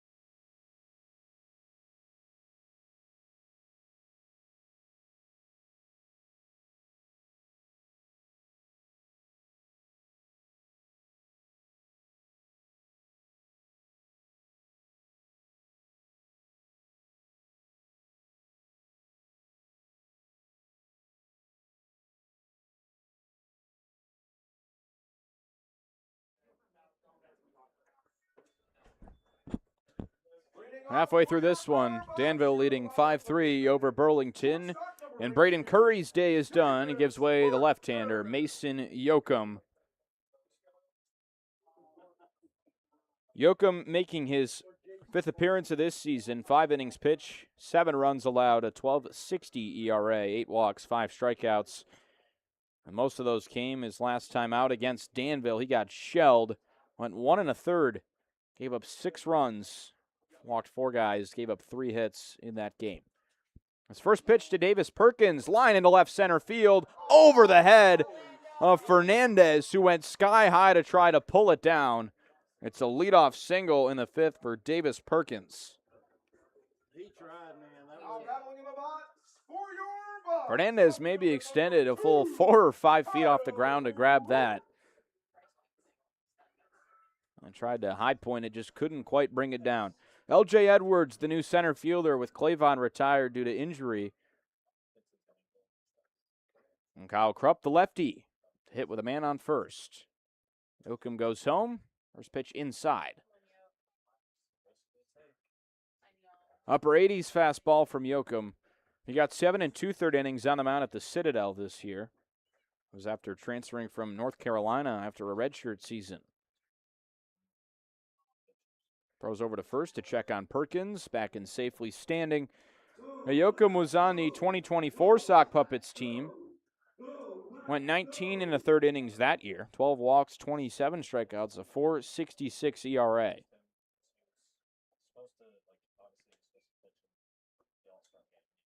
Krupp swings and misses at the 1-0. After a 1-for-5 day, it's a usual day at the office for Kyle Krupp. He's reached base twice tonight. He's scored twice. Single and a walk, the left fielder. Check over. They got Perkins picked off. Pomeroy throws to second. They've got him in a pickle now. Fernandez will chase him back and tag him out. And the left-hander, Mason Yoakum, picks off Davis Perkins, who files right into the dugout for the first out of the inning.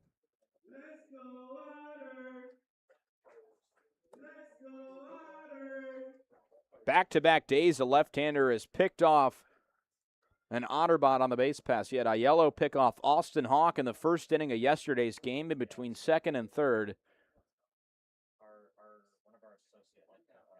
Well, the 1-1. Outside to Krupp.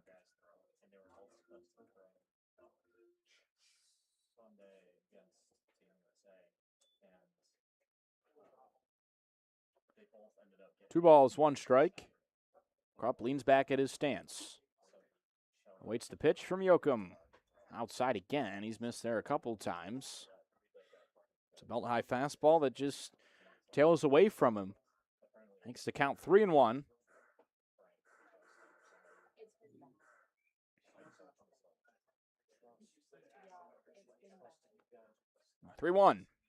Krupp swings, lifts a low line drive left field, ranging over, makes the catch.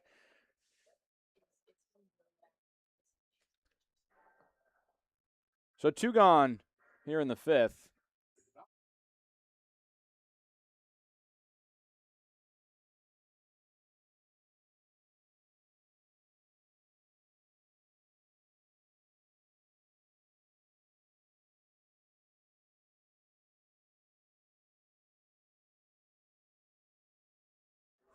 So with 2 gone here in the 5th, in stands Brody Gindra.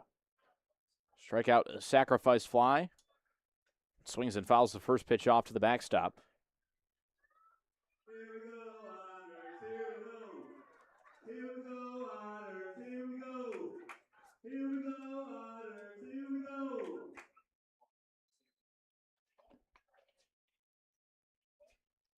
Gindra's sac fly gives him his 18th RBI of the year, brings him one shy of the team lead. That one, Yoakum way outside, yanked it. 1 ball, 1 strike.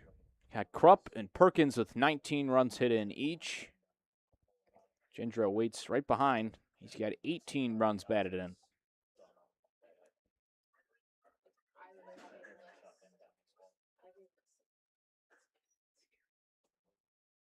The pitch home. Grounded towards third, foul.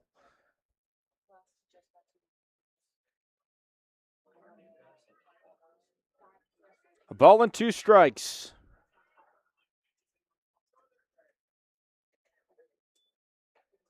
Gindra adjusts his batting gloves. He lines himself back in the box, slightly open stance. Yoakum working out of the stretch. The 1-2. Good slider, defensive swing. Did he foul it off? He did. Didn't sound like he got much of the baseball there.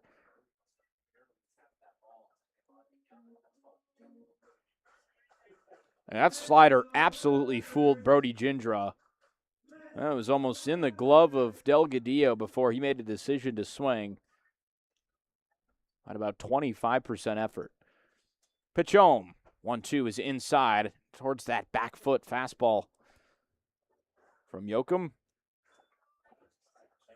Count pulls even at 2-2.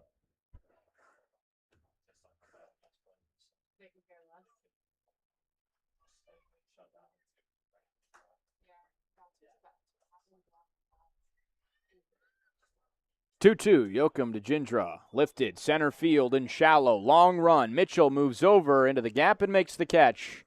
And it's not a 1-2-3 inning, but he faces the minimum here in the 5th. And Mason Yoakum keeps this game at bay. It's 5-3 Danville. We head to the 6th inning.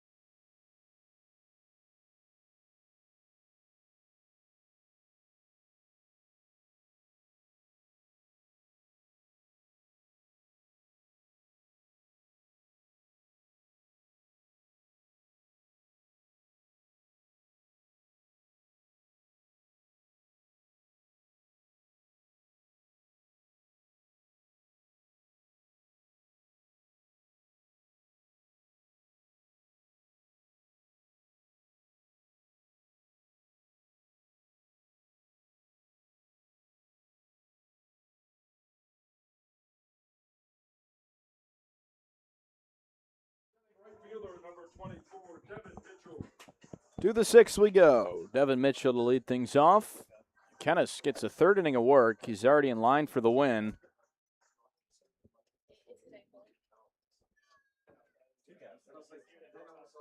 First pitch to Devin Mitchell is high and away, ball 1.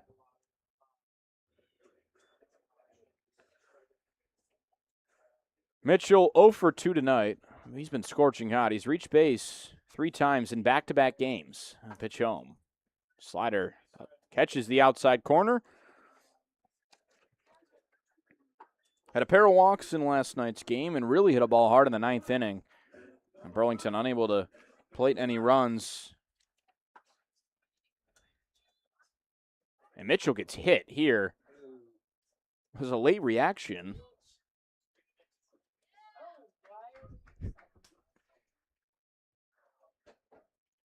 And Mitchell shaken up a little bit after he gets plunked.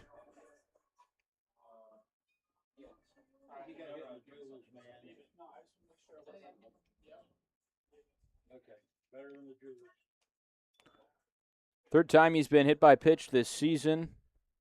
Tied for the 2nd most on the team. He'll hobble down towards first. Well, that puts the tying run at the plate. And plenty of pop in Jack Beck's bat to make this a tie game. DH number 9, Jack Beck. But 0 for 2 today. Ground out, pop out, and Beck's 2 at-bats.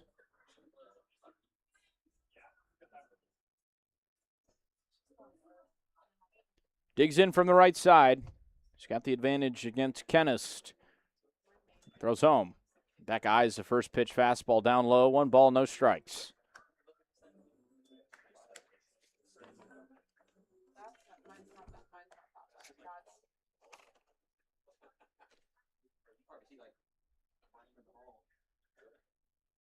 The 1-0. Inside. Beck backs off the plate. Moves his hands above his head to lay off the inside fastball. And he's ahead 2-0.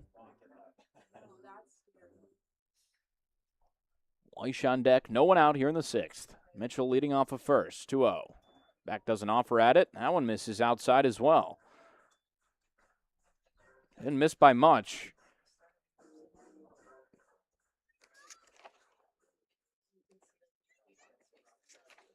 One walk, 2 strikeouts for Beck last night.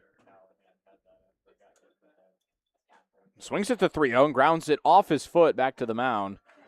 And Kennis was ready to strike. Beck will hobble on his foot, so now both hitters in this inning a little shaken up. Beck continuing to limp as he tries to work it off.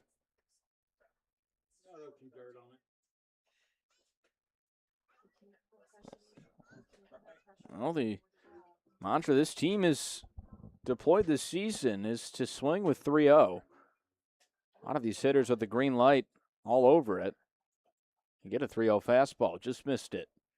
Count to 3-1. Kennis goes home. Beck swings and misses. Finally gets that fastball chest level. He's been low the entirety of the at-bat. So Beck's whiff makes it 3-2. Check over to first. Mitchell diving back safely.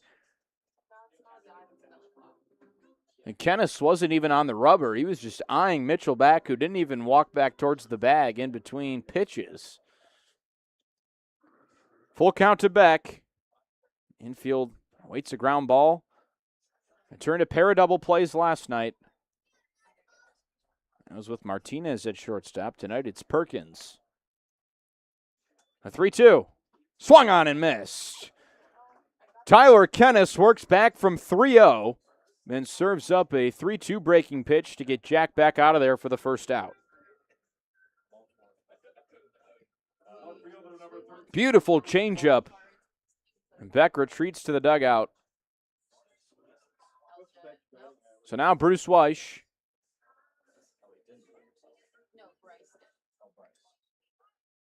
Mitchell leads off first. 1 out in the 6th. Kennis throws to Weish. Slider outside. Doesn't quite catch the outside corner. A ball and no strikes. Bruce Weish has reached base.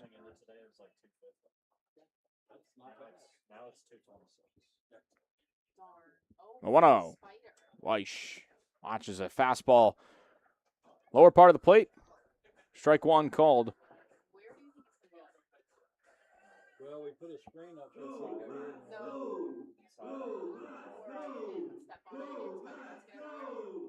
One 1. Weish hammers it right field, down for a hit. Rounding second. Mitchell heads for third. And the throw is cut off by Perkins, and Bruce Weish has reached base all 3 times tonight. He's got a multi-hit game, and Burlington is runners at the corners with 1 out here in the 6th.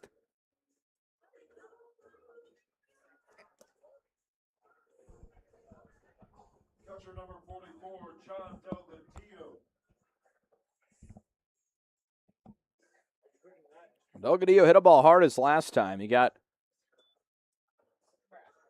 thrown out as the first runner in the double play. And Mark Martinez late out of the dugout. Delgadillo was set to throw, and instead it looks like Danville will head to the bullpen.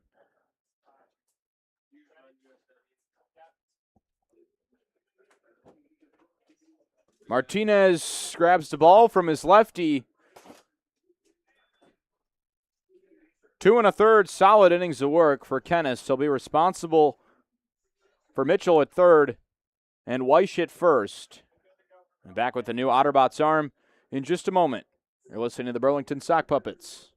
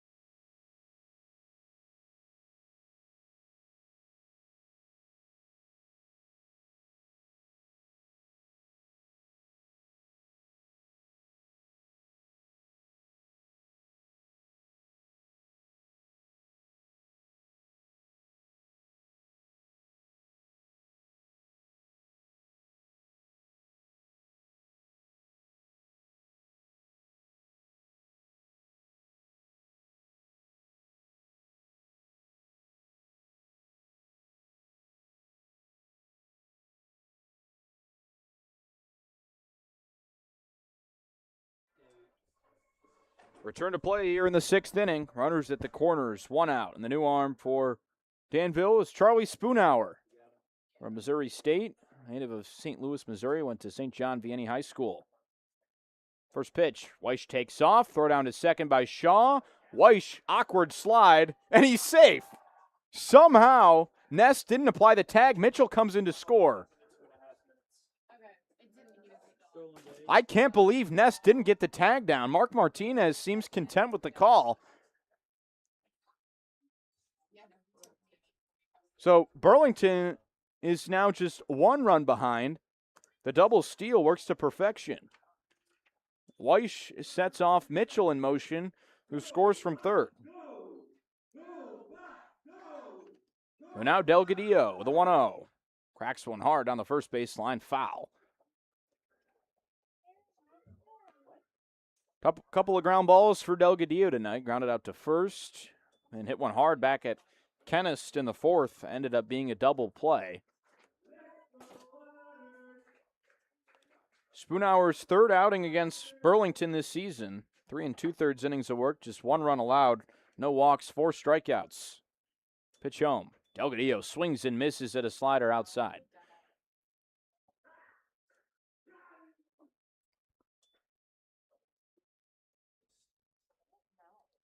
Weish gets his 3rd stolen base. Stands at second, representing the tying run. Delgadillo, a chance to even things at 5, just like they were last night after 9 innings of play. Delgadillo fouls a 1-2 pitch off the backstop.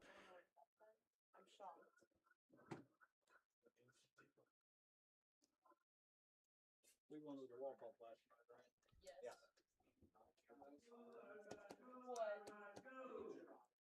No, they don't. We'll have another 1-2. 3 straight swings from Delgadillo.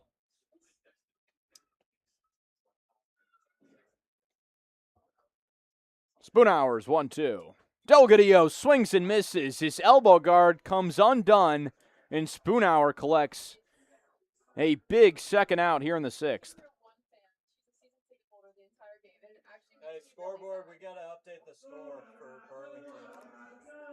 They have 4. 4-3 or 5-4. Second baseman number 2, Brendan Moranto.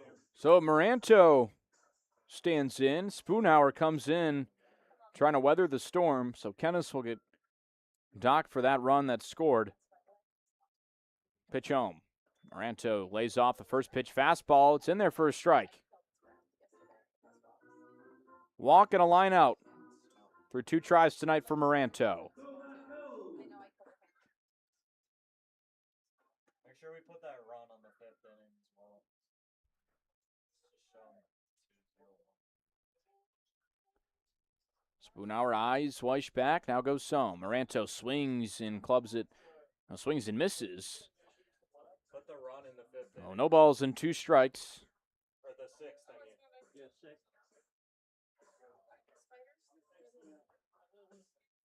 Rarely does Moranto find himself in this spot. Behind and counts. Top of the 6th. Spoonhour comes set. Checks towards Weish at second. He'll pitch one to the shortstop Perkins, who fakes a tag from about 8 feet away.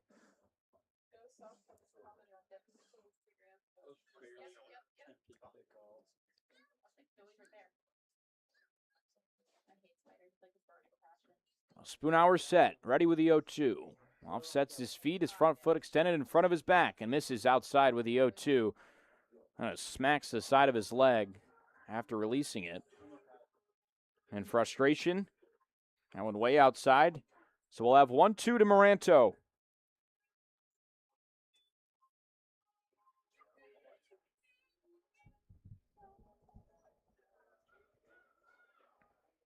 And his only home run in this ballpark. Pitch home. Down low. Strike 3 called. Moranto knew it. Charlie Spoonhour cleans up what Tyler Kenneth left on base. Burlington gets 1. It's 5-4. We head to the bottom of the 6th inning here in Danville, Virginia.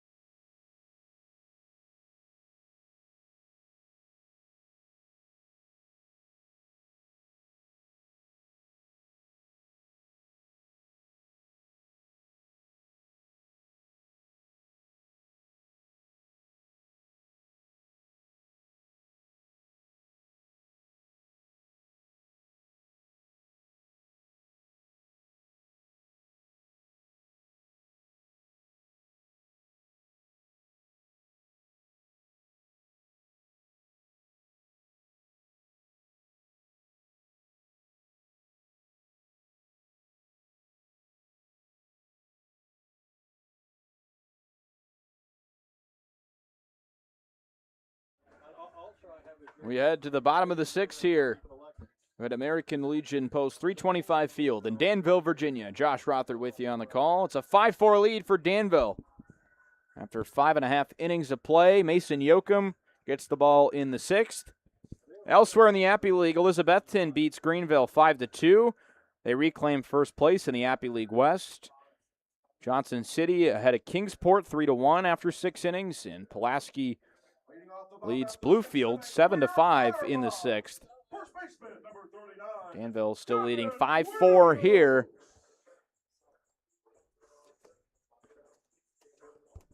Yoakum breezes through 1-2-3. He's got 4-5-6. Devin Wilkes to lead things off. First pitch. Wilkes nearly hit by the first pitch. He did get hit last night.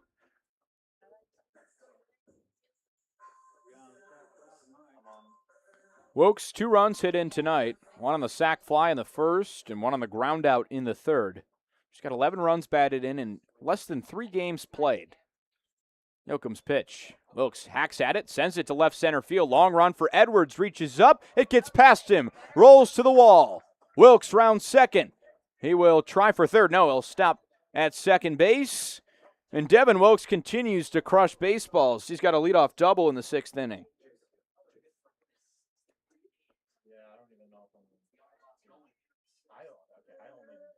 His OPS has gone down in this game despite him collecting a double. Well, he's not a qualified hitter, but his OPS 1833. It's a serious game record that Danville landed earlier last week. First pitch to Jordan Jacob. Up high in his eyes, 1 ball, no strikes. So Wilkes extends the hit streak, extends the extra base hit streak. He's got RBIs in every game. Leads off a second. No one gone in the 6th. Yoakum's pitch to Jacob inside. Rolls away slowly from Delgadillo. Grabs it with his glove. No movement on the bases.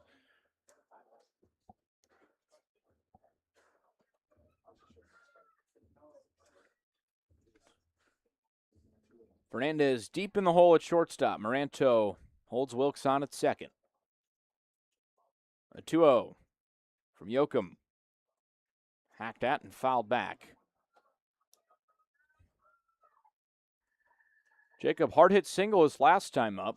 He has struggled this season against Burlington. Just 200 hitter in 6 games played. Came in as a pinch hitter last night. About ready for the chicken dance. Hitters count. A 2-1. Yoakum eyes towards second, now goes home. Jacob grounds it sharply to short. Fernandez fields it. Goes across the diamond, wide throw, and Jacob safe. Fernandez sat back, had to make a long throw in a short amount of time, and Jacob hustles out of the box and beats it. It should be an E6 on Fernandez. Puts runners on first and second with no one out in the 6th inning. Catcher number 33, Wyatt Shaw.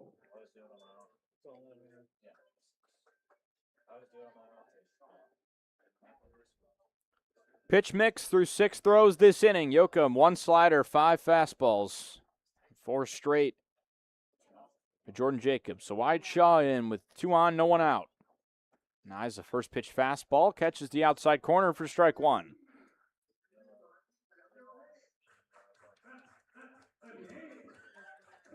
Well, this Danville team has been surging hot as of late.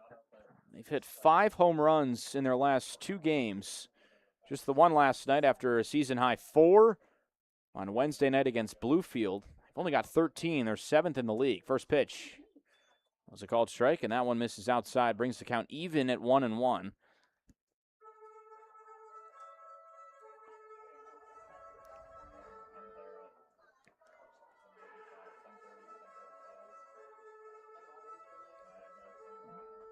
Yoakum trying to get out of this jam unscathed in the 6th. Danville leading 5-4. Yoakum's 1-1, but first to check towards second. Shaw has struck out twice tonight. Both times Braden Curry gets him swinging.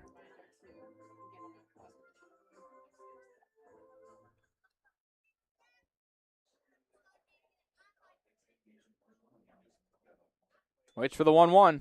Outside, away from Delgadillo. A close play at third. He won't throw it. Instead, it's Wilkes sliding in safely. Jacob moves to second.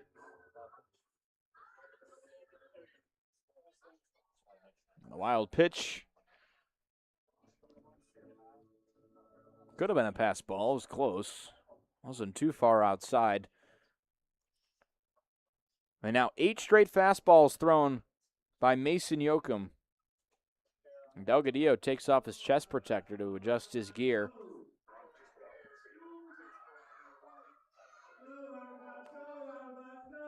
Well, this has been the part of the order that Burlington has not had trouble with tonight.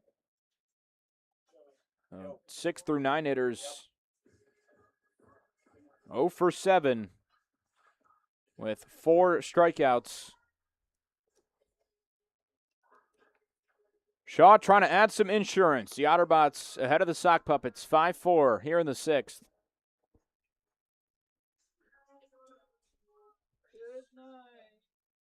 I don't know the answer to that. Shaw redshirted at Valpo for his freshman year. A 2-1 inside. Yoakum still with the fastball and still unable to locate it. Misses aren't egregious, but they're outside the zone.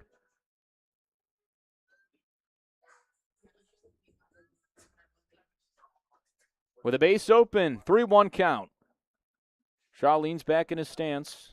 Holds the bat at a 45-degree angle. Swings at the 3-1, sends a scorcher foul out of play.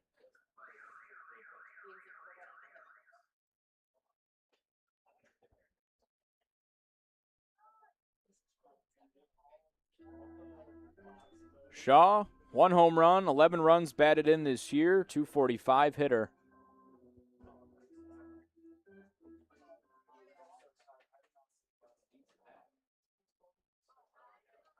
Full count. Yoakum's pitch. Swung on and missed. It's a hat trick of strikeouts for Wyatt Shaw. Yoakum gets a huge first out in the 6th inning.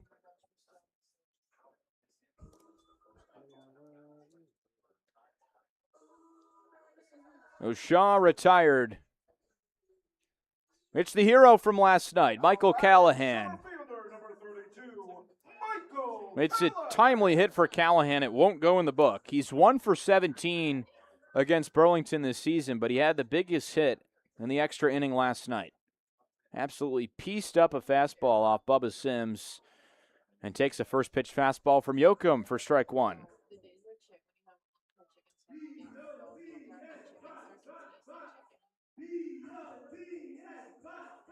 Callahan at 170 this summer.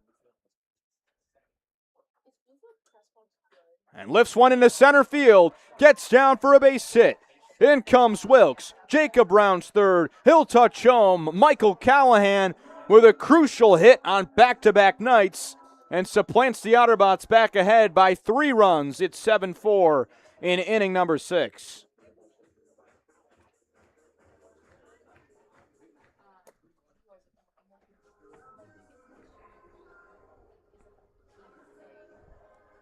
Now batting for your Bucks, second baseman, number 28, Tyler Ness. In stands Tyler Ness, runner at first, 1 out. First pitch, inside slider. Didn't quite find the zone. Started nearly at the level Ness was standing in the batter's box.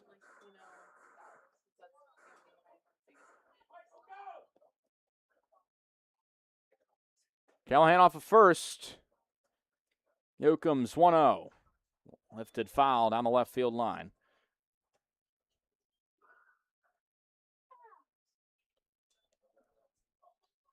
It would have been a 2 RBI hit in extras for Callahan had the game not ended, and it's absurd that the stats don't actually register in the Appy League site.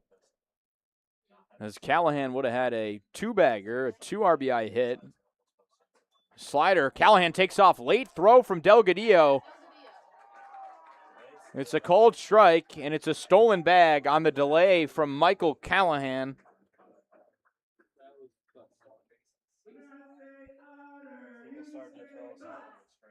But it was Lindenwood. Tiger picks up his second stolen base of the season. 1 ball, 2 strikes. Callahan, big lead. Yoakum doesn't even check him. He might have had third for free. Inside slider misses. Delgadillo fumbles it as he tries to make the snag as the catcher.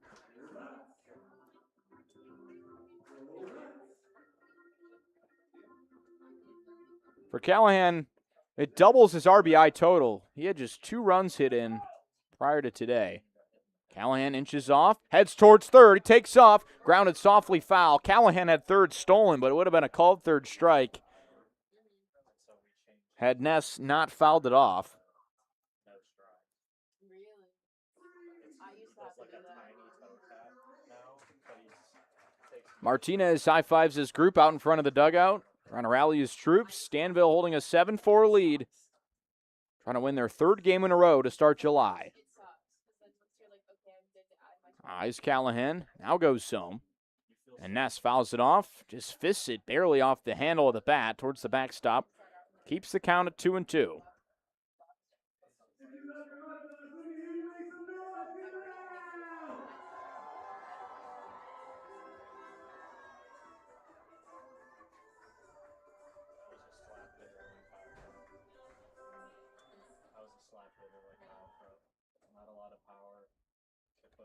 Ness waits.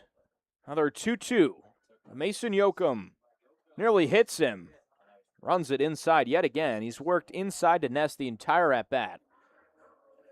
All 3 balls in this AB missing inside. All 3 of them sliders.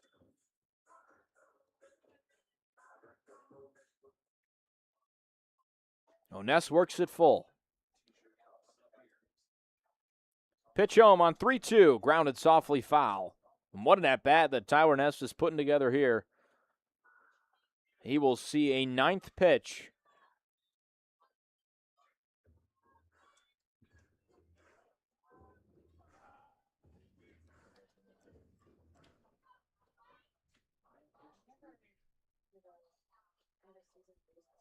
Callahan off a second, getting eyed back by Yoakum.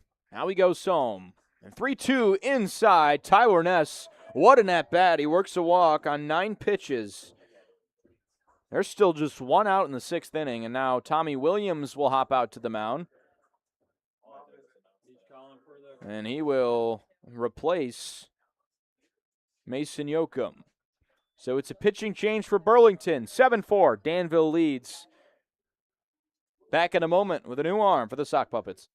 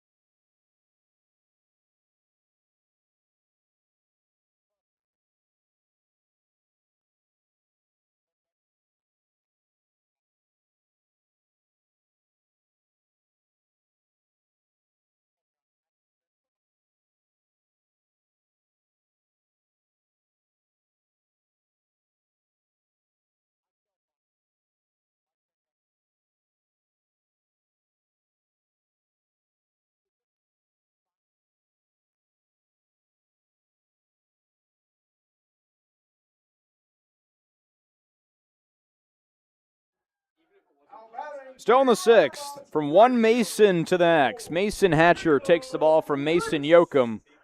And he inherits 2 runners and 1 out in the bottom of the sixth, pitching in a ballpark he is familiar with. Played 13 games for the Otterbots back in 2024. Mickey Tettleton wanted him to play in Burlington this season, making his 6th appearance of the year. Runner takes off towards third. Callahan dives in, throw way into left field. And this will be an easy run. Callahan scampers in, and Danville now doubling up Burlington. It is 8-4 in the 6th.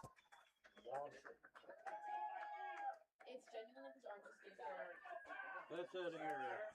It's a stolen base inning. Yeah. That's an E1. I mean E2.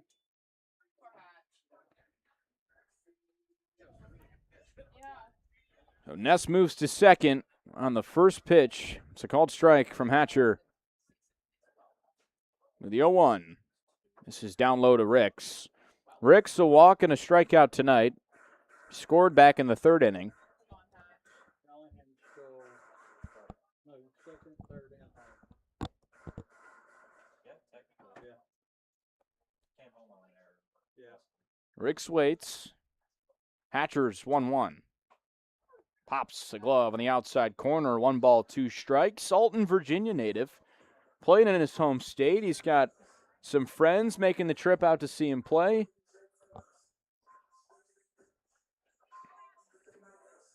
Won an Appy League title in Danville in 2024.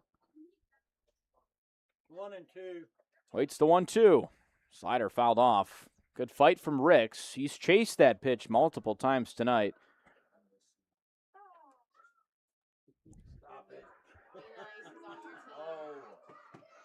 Ricks resets.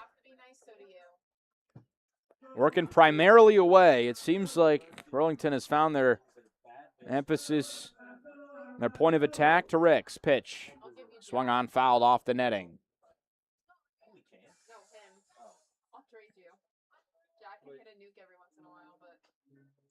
Danville 8, Burlington 4. In the bottom of the 6th inning, 1 down. Danville hasn't had to work too hard for its runs tonight. A lot of walks and a lot of stolen bases, a couple of bad throws on the base pass. Hatcher's 1-2, nearly hits Ricks. It gets away from Delgadillo, and there is another wild pitch, the 4th one of the night, where Burlington is a staff. Make that the 5th one. It was 3 from Curry, 1 from Yoakum. Ness to third on the wild pitch. Ricks will wait for a 2-2. Hatcher entered a game last week and hit the first batter he faced. The first pitch he threw was a fastball off the helmet. One of the Greenville players in that game. Count 2-2. Ricks swings and fouls another one off out of play.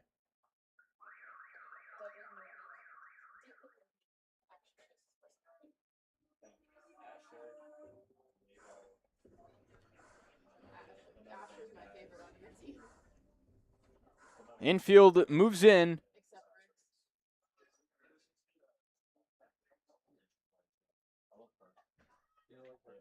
Another 2-2. Ricks doesn't swing.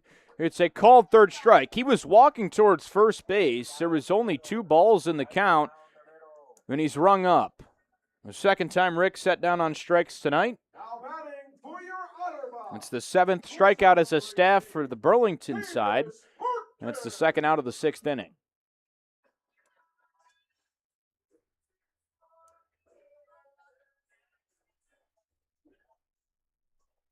Okay, fair enough. Back to the top, Davis Perkins. First pitch, lays off the sweeper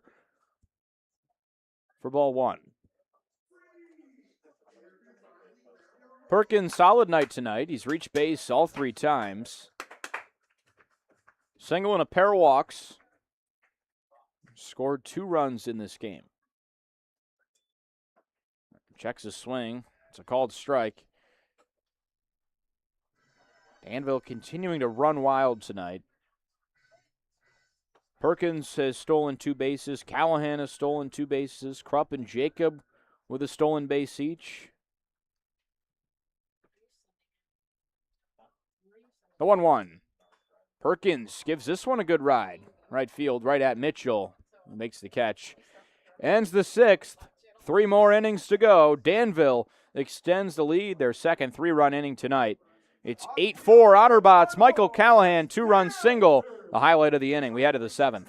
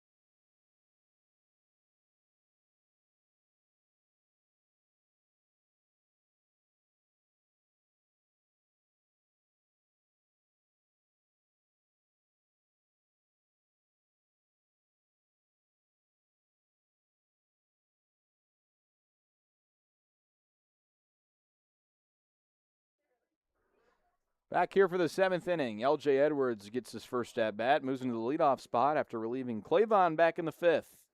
Takes the first pitch from Charlie Spoonhour. Misses outside for ball 1. Defensive change for the Otterbots. Maximo Martinez is in at third base for Jordan Jacob.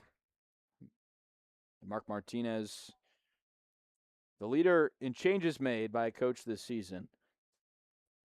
1-0 from Spoonhour. Edwards hacks at it. Swings and misses out ahead.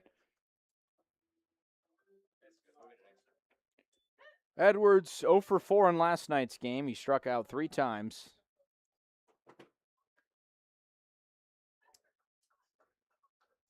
Spoonhour ready. Into his windup. The 1-1. Edwards swings and misses again. 1 ball, 2 strikes.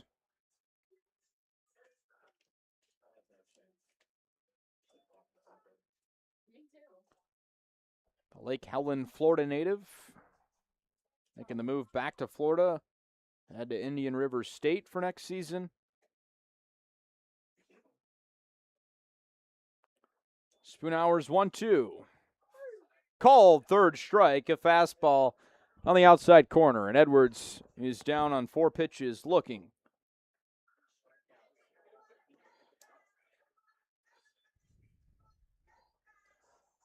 Edwards down and stands Fernandez.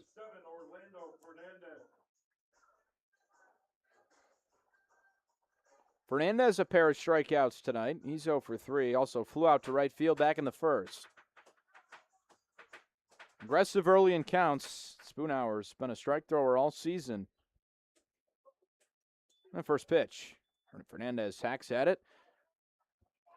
Quick chase from Wilkes at first, but it ends up out of play.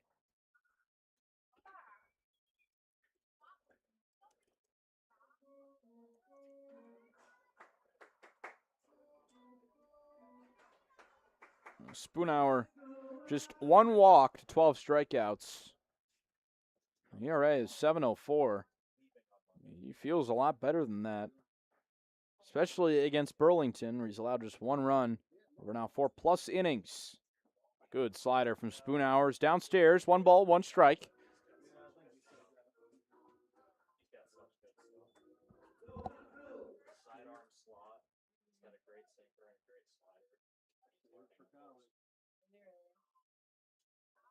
Ready with the 1-1. Spoonhour, another slider. That one downstairs yet again. He's got great vertical movement, though. Really drops out on hitters. Fernandez good enough to lay that one off. It's 2-1.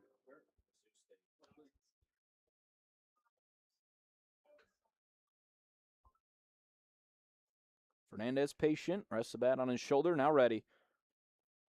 Pitch clock winds down. 2-1. Broken bat. Shallow left field, ranging in. Krupp, did he make the catch on a dive? He did. Kyle Krupp covers a ton of ground. Makes the catch for the second out of the seventh.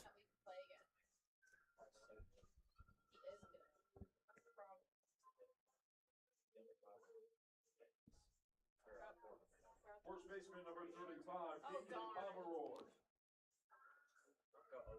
Well, Fernandez down, 2 outs in the seventh. Danville 8-4 lead over Burlington. And now Deacon Pomeroy takes the first pitch slider for ball one. RBI single in the fifth.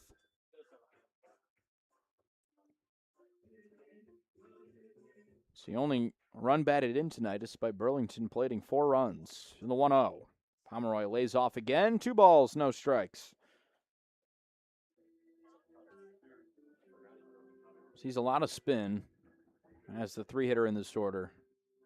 He doesn't get tested with a fastball too much. Spoonhour drops the ball, has to retrieve it.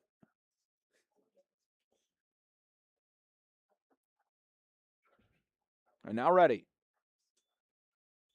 2-0 pitch in their first strike. Good hard fastball on the outer edge.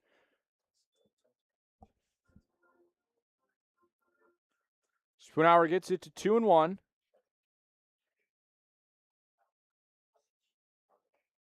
And the pitch. Pomeroy hacks at it and hands it off the backstop, foul. 2 balls and 2 strikes. A Topeka, Kansas native. A little bit of a border war going up against the St. Louis, Missouri product. Spoonhour versus Pomeroy.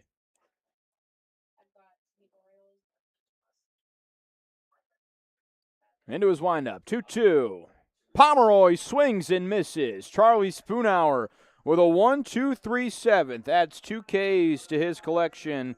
And it's stretch time here in Virginia. 8-4 the lead. Danville ahead of Burlington.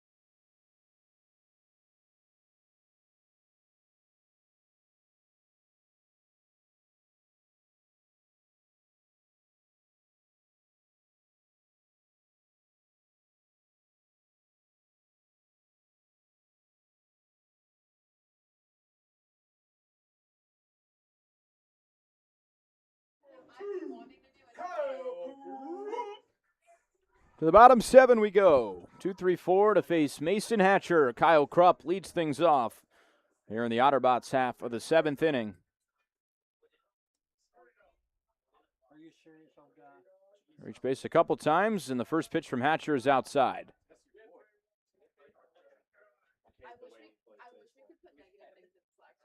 Krupp a single, a walk, and a fly out tonight.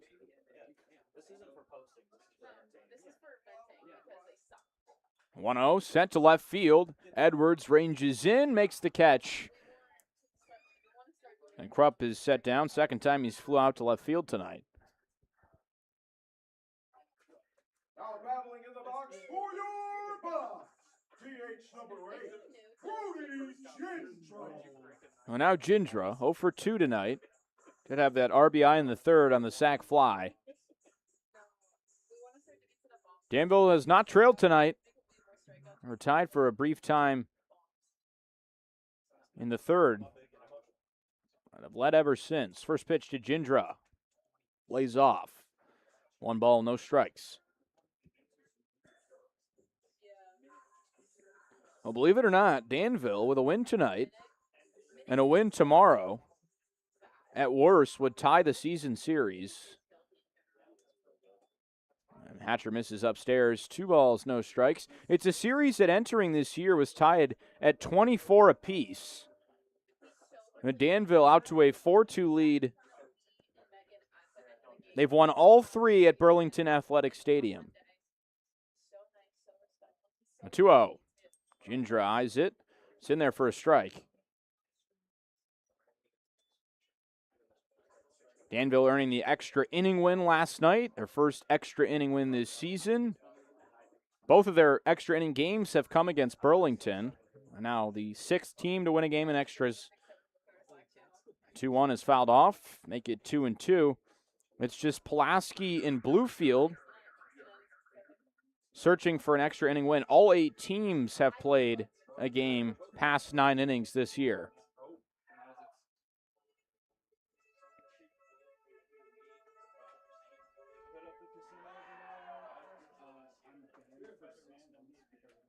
Danville.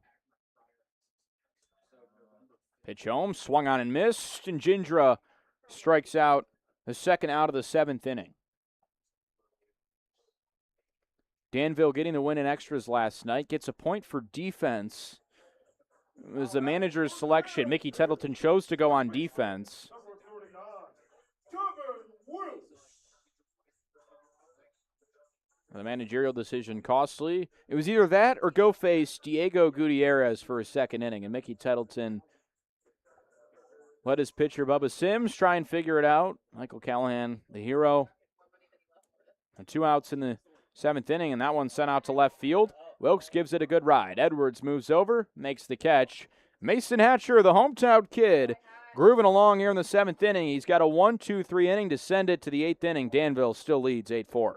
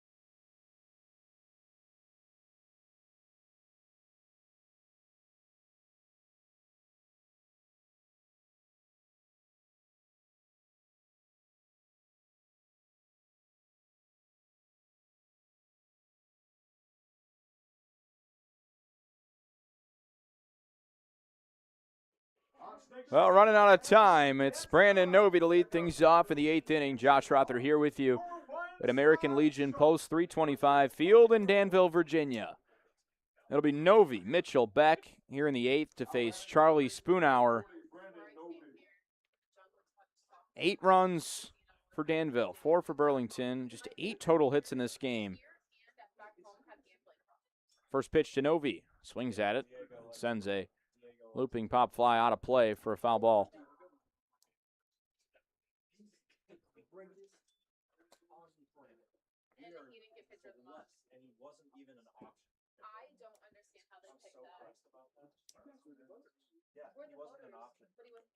Spoonhour back into his windup. Started with the 0-1. Inside to Novy, in on his hands. Novy 0 for 3 tonight. Couple of ground balls, a fly out in the 5th inning, his latest time up. 0-1. Novy sends a sharp ground ball to second. Ness fields it, throws to first. Novy's down for the first out in the 8th.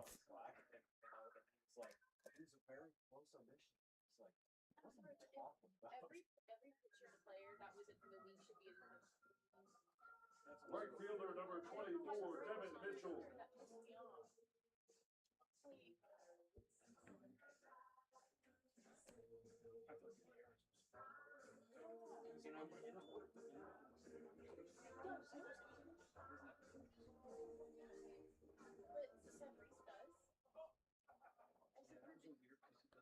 So in stands Devin Mitchell. Hit by pitch his last time up. Eyes a fastball right down the gut for strike 1.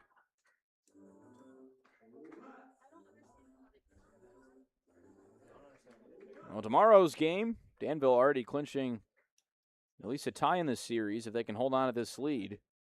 The 0-1 misses outside.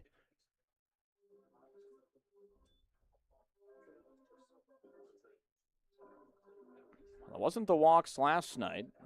It really can't be the walks tonight. Only 5 walks issued by Burlington pitchers after just 3 issued in last night's game.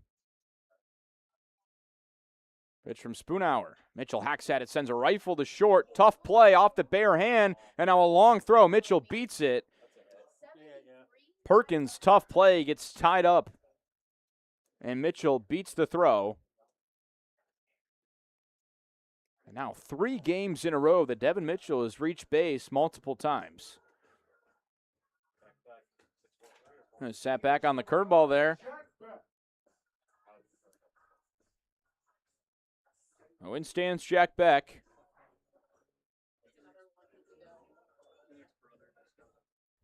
Beck 0 for 3 tonight. Waits patiently outside the box. Now steps in. 0 for 3. Strikeout, pop out, ground out for Beck tonight. First pitch. Beck doesn't offer at the first pitch fastball. He's at the letters for ball 1.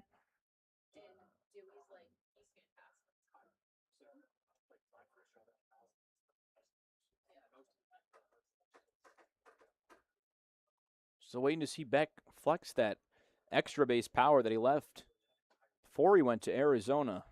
That one misses down and in. Close pitch there. 2 balls, no strikes.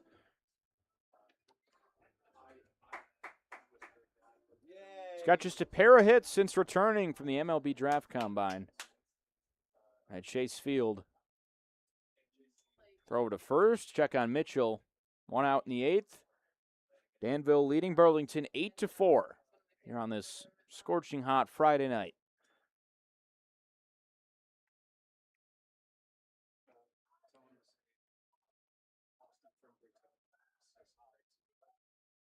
A 2-0. Beck swings right through it. 2 balls, 1 strike.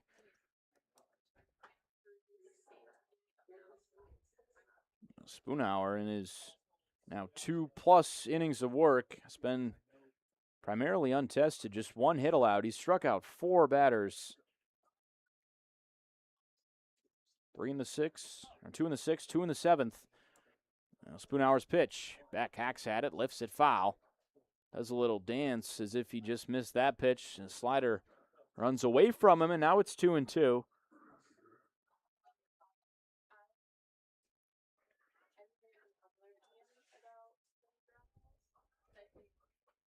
Double play is in order.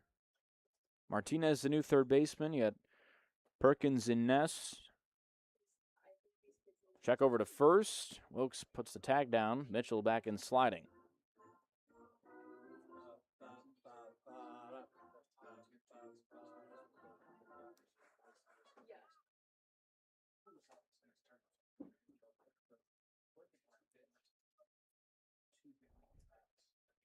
Spoonhour's 2-2. Good slider. Cuts across the plate. Runner takes off. Mitchell down to second. He's gunned down. Wyatt Shaw with a stripe to second base to catch Mitchell stealing. It could have been a strike him out, throw him out. That pitch did not miss by much. Would have ended the inning. Instead, it's 3-2.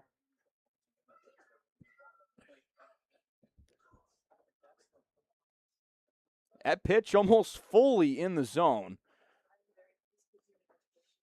Clayton focused on the throwdown to second. 3-2. Beck barely gets a piece off the end of the bat. Sends it to the backstop, 3-2.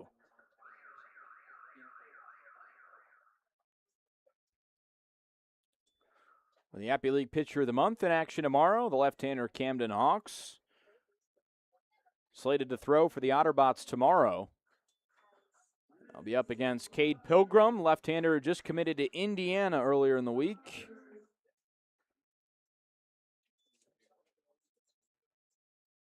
Seventh pitch of this at-bat. Spoonhour set. Ready to work to Jack Beck.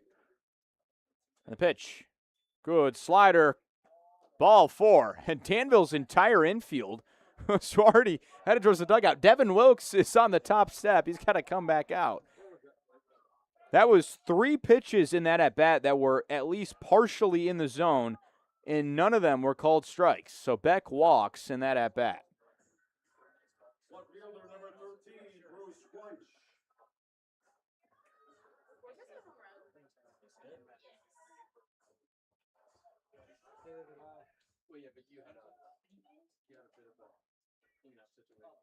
And Spoonhour painted that. First pitch to Weiss is outside. And he was just hitting the corner in that at-bat. Had the first pitch miss upstairs, but then he puts 3 pitches in the zone, doesn't get any calls from Antone Clayton, extends this inning. A 1-0 to Weiss. Hacks at it, swings right through it. 1 ball, 1 strike. Weiss, 2 for 2 tonight, a single and a double. He's got half of Burlington's hits. He seems to light up the box score when he plays in this ballpark. On the 1-1. Weiss swings through another one. 1 ball, 2 strikes. Spoonhour wants to dance back towards the dugout. He was halfway there last time. A ball and 2 strikes.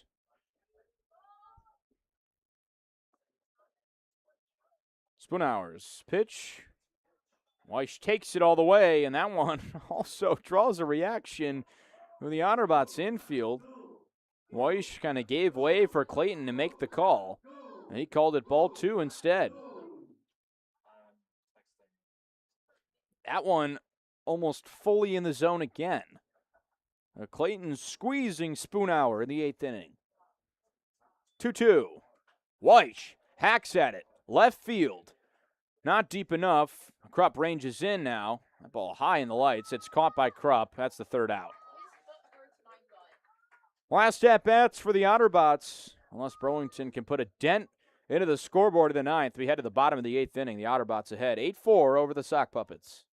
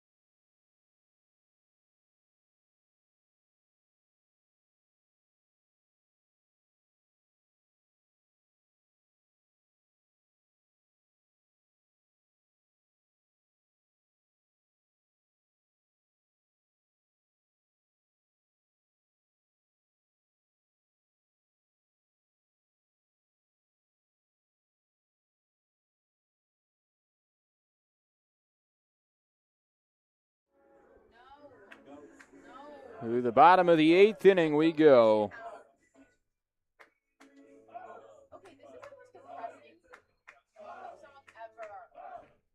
Maximo Martinez entered the game as a defensive sub, and he leads off things here in the 8th inning for Danville.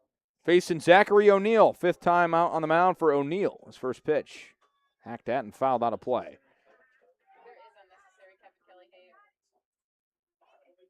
O'Neill, 5 2/3 innings pitched. He's allowed 3 runs, 4.76 ERA, 106 WHIP. But no walks to 9 strikeouts out of the stretch. The 0-1 lifted foul again. Quickly 0-2 to Martinez.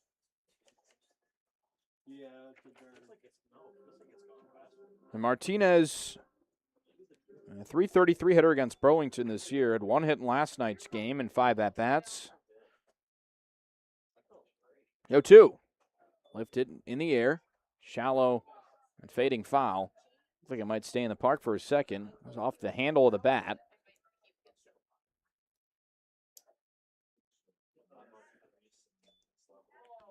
Fastball upper 80s, 88 to 89 from O'Neill.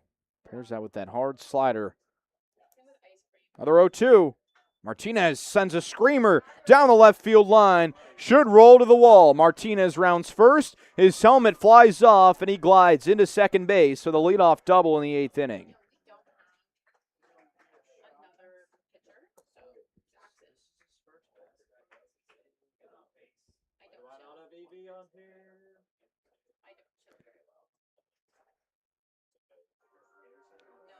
Martinez, the runner in scoring position quickly in this 8th inning. For the Bots, catcher number 33, Wyatt Shaw.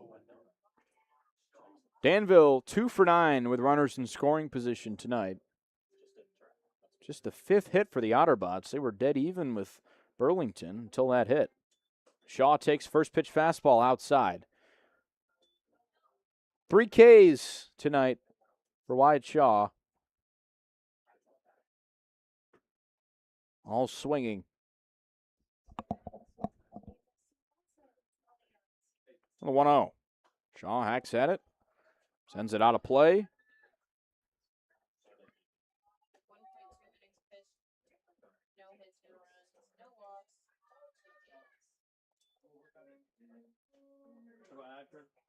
Shaw picking up his 3rd assist as a catcher.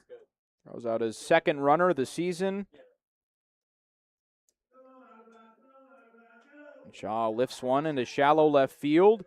Edwards covers some ground, camps under it, makes the catch, and holds Martinez at second.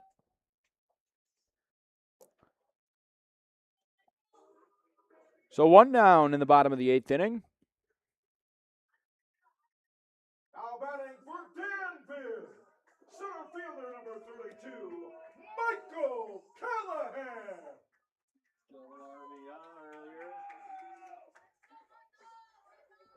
So now Michael Callahan, big hit his last time up, provides some much-needed insurance for the Otterbots back in the 6th inning. First pitch, Callahan takes off the plate, 1 ball, no strikes. And then moved his way around the base paths. He stole second, he stole third, advanced home on the air by Delgadillo. That one's in there for a strike.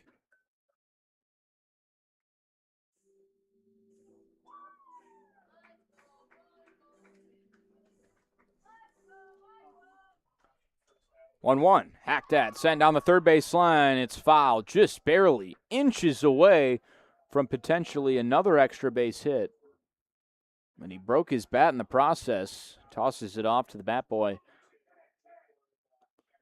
And that's an unfortunate retirement for Callahan. That's the hot pink bat that he's donned. In several games we've seen him play this season. He's got another one. He wasn't leaving the dugout until he got his hands on the same model. 1 ball, 2 strikes. The count to Michael Callahan. 1 out here in the 8th inning. O'Neill ready. The 1-2. Callahan sends one right field. And slicing foul out of play. The pitch simulator on the entertainment concourse area here at the stadium.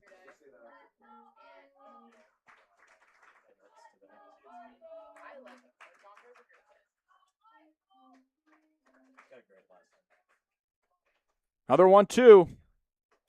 Callahan lays off. 2 balls, 2 strikes.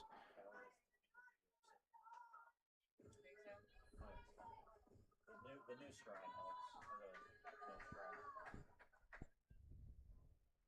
O'Neill ready for the 2-2. And Clayton stepped off. I'm going to call it balk here.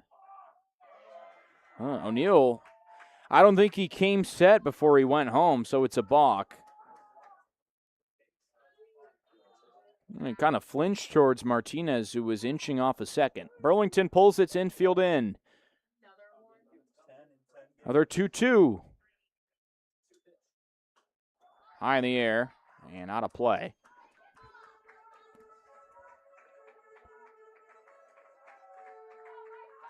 Braves beat the Mets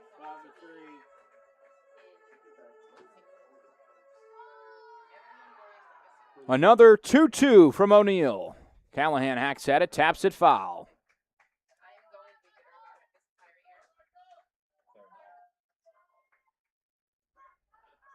We'll have an 8th pitch.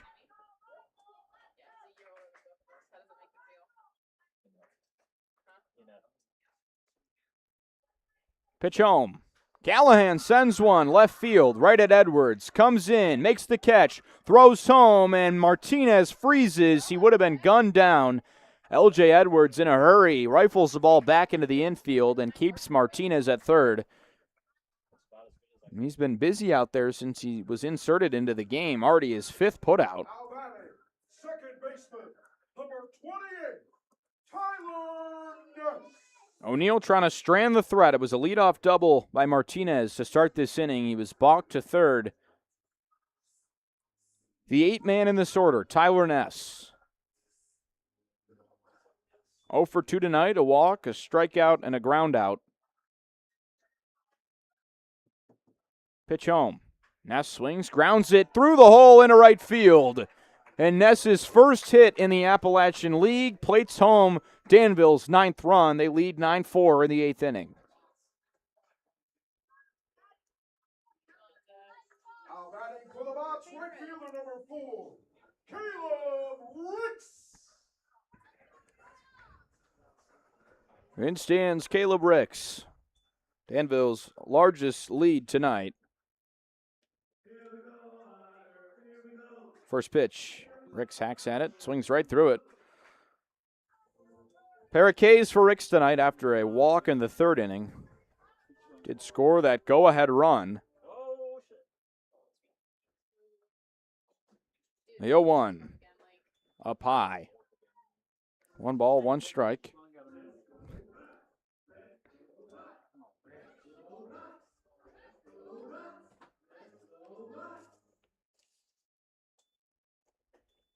Takes another one outside. 2 balls, 1 strike. Rick's a native of Elizabethtown, Kentucky, not Elizabethton, Tennessee.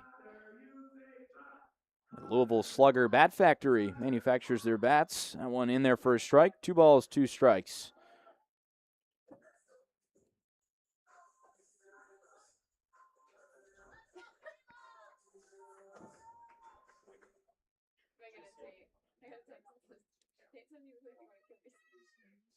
Now a 2-2.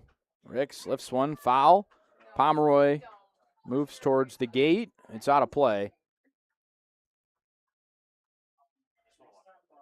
21 pitches tossed this inning for Zachary O'Neill. Junior college product. Folsom Lake in California. 2-2 again. Ricks cuts through it again. 3 strikeouts for Ricks. Delgadillo fires to first. Ricks gives himself up. That ends the 8th inning. An RBI single from Tyler Ness gives Danville a 5-run lead. We head to the 9th inning. You're listening to the Burlington Sock Puppets.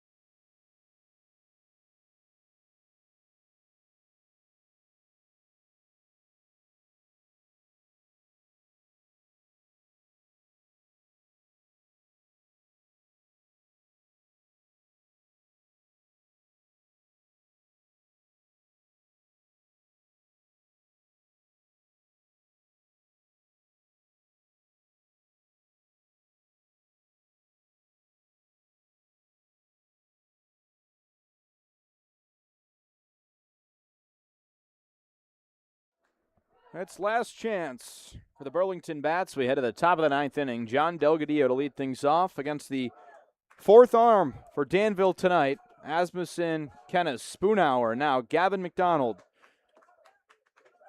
Played his college ball at Florence Darlington in South Carolina. 29 1/3 innings pitched over 17 appearances. 1-1 record, 6.75 ERA.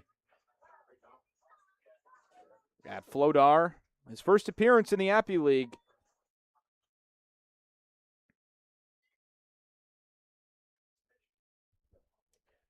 And his first pitch to Delgadillo. Hacked that right back to the mound. McDonald fields it and tosses to first. 1 pitch, 1 out here in the 9th. Attention fans, last call for alcohol. Last call for concessions. Last call for alcohol. Last call for concessions.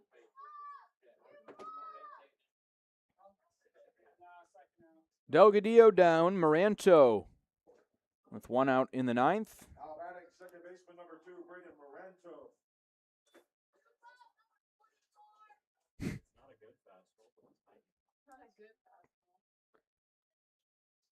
McDonald out of the stretch.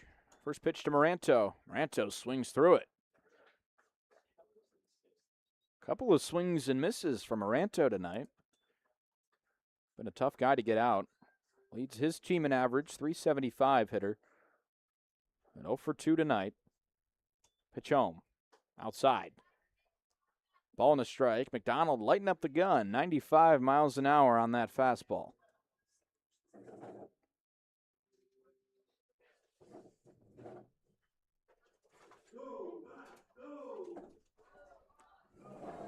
Ready with the 1-1. Moranto lifts one. Deep center field. Big chase. Callahan moves back towards the wall, and he reaches up and makes the catch. Moranto puts a good swing on it, and there's 2 down in the 9th inning.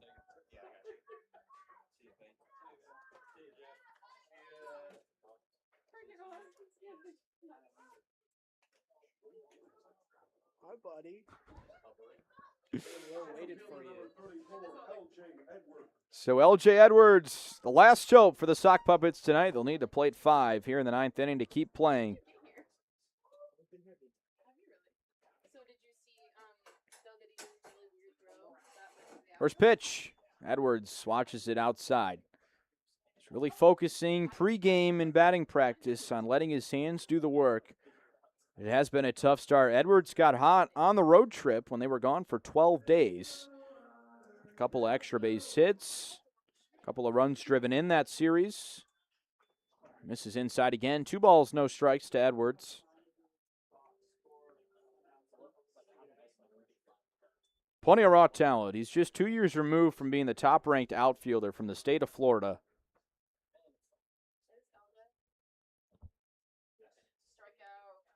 A 2-0. Edwards. Shallow left field. Moving over. Krupp camps underneath it. And Danville claims victorious again. They're undefeated in July. 9-4 win for the Otterbots. And Burlington has dropped 3 in a row.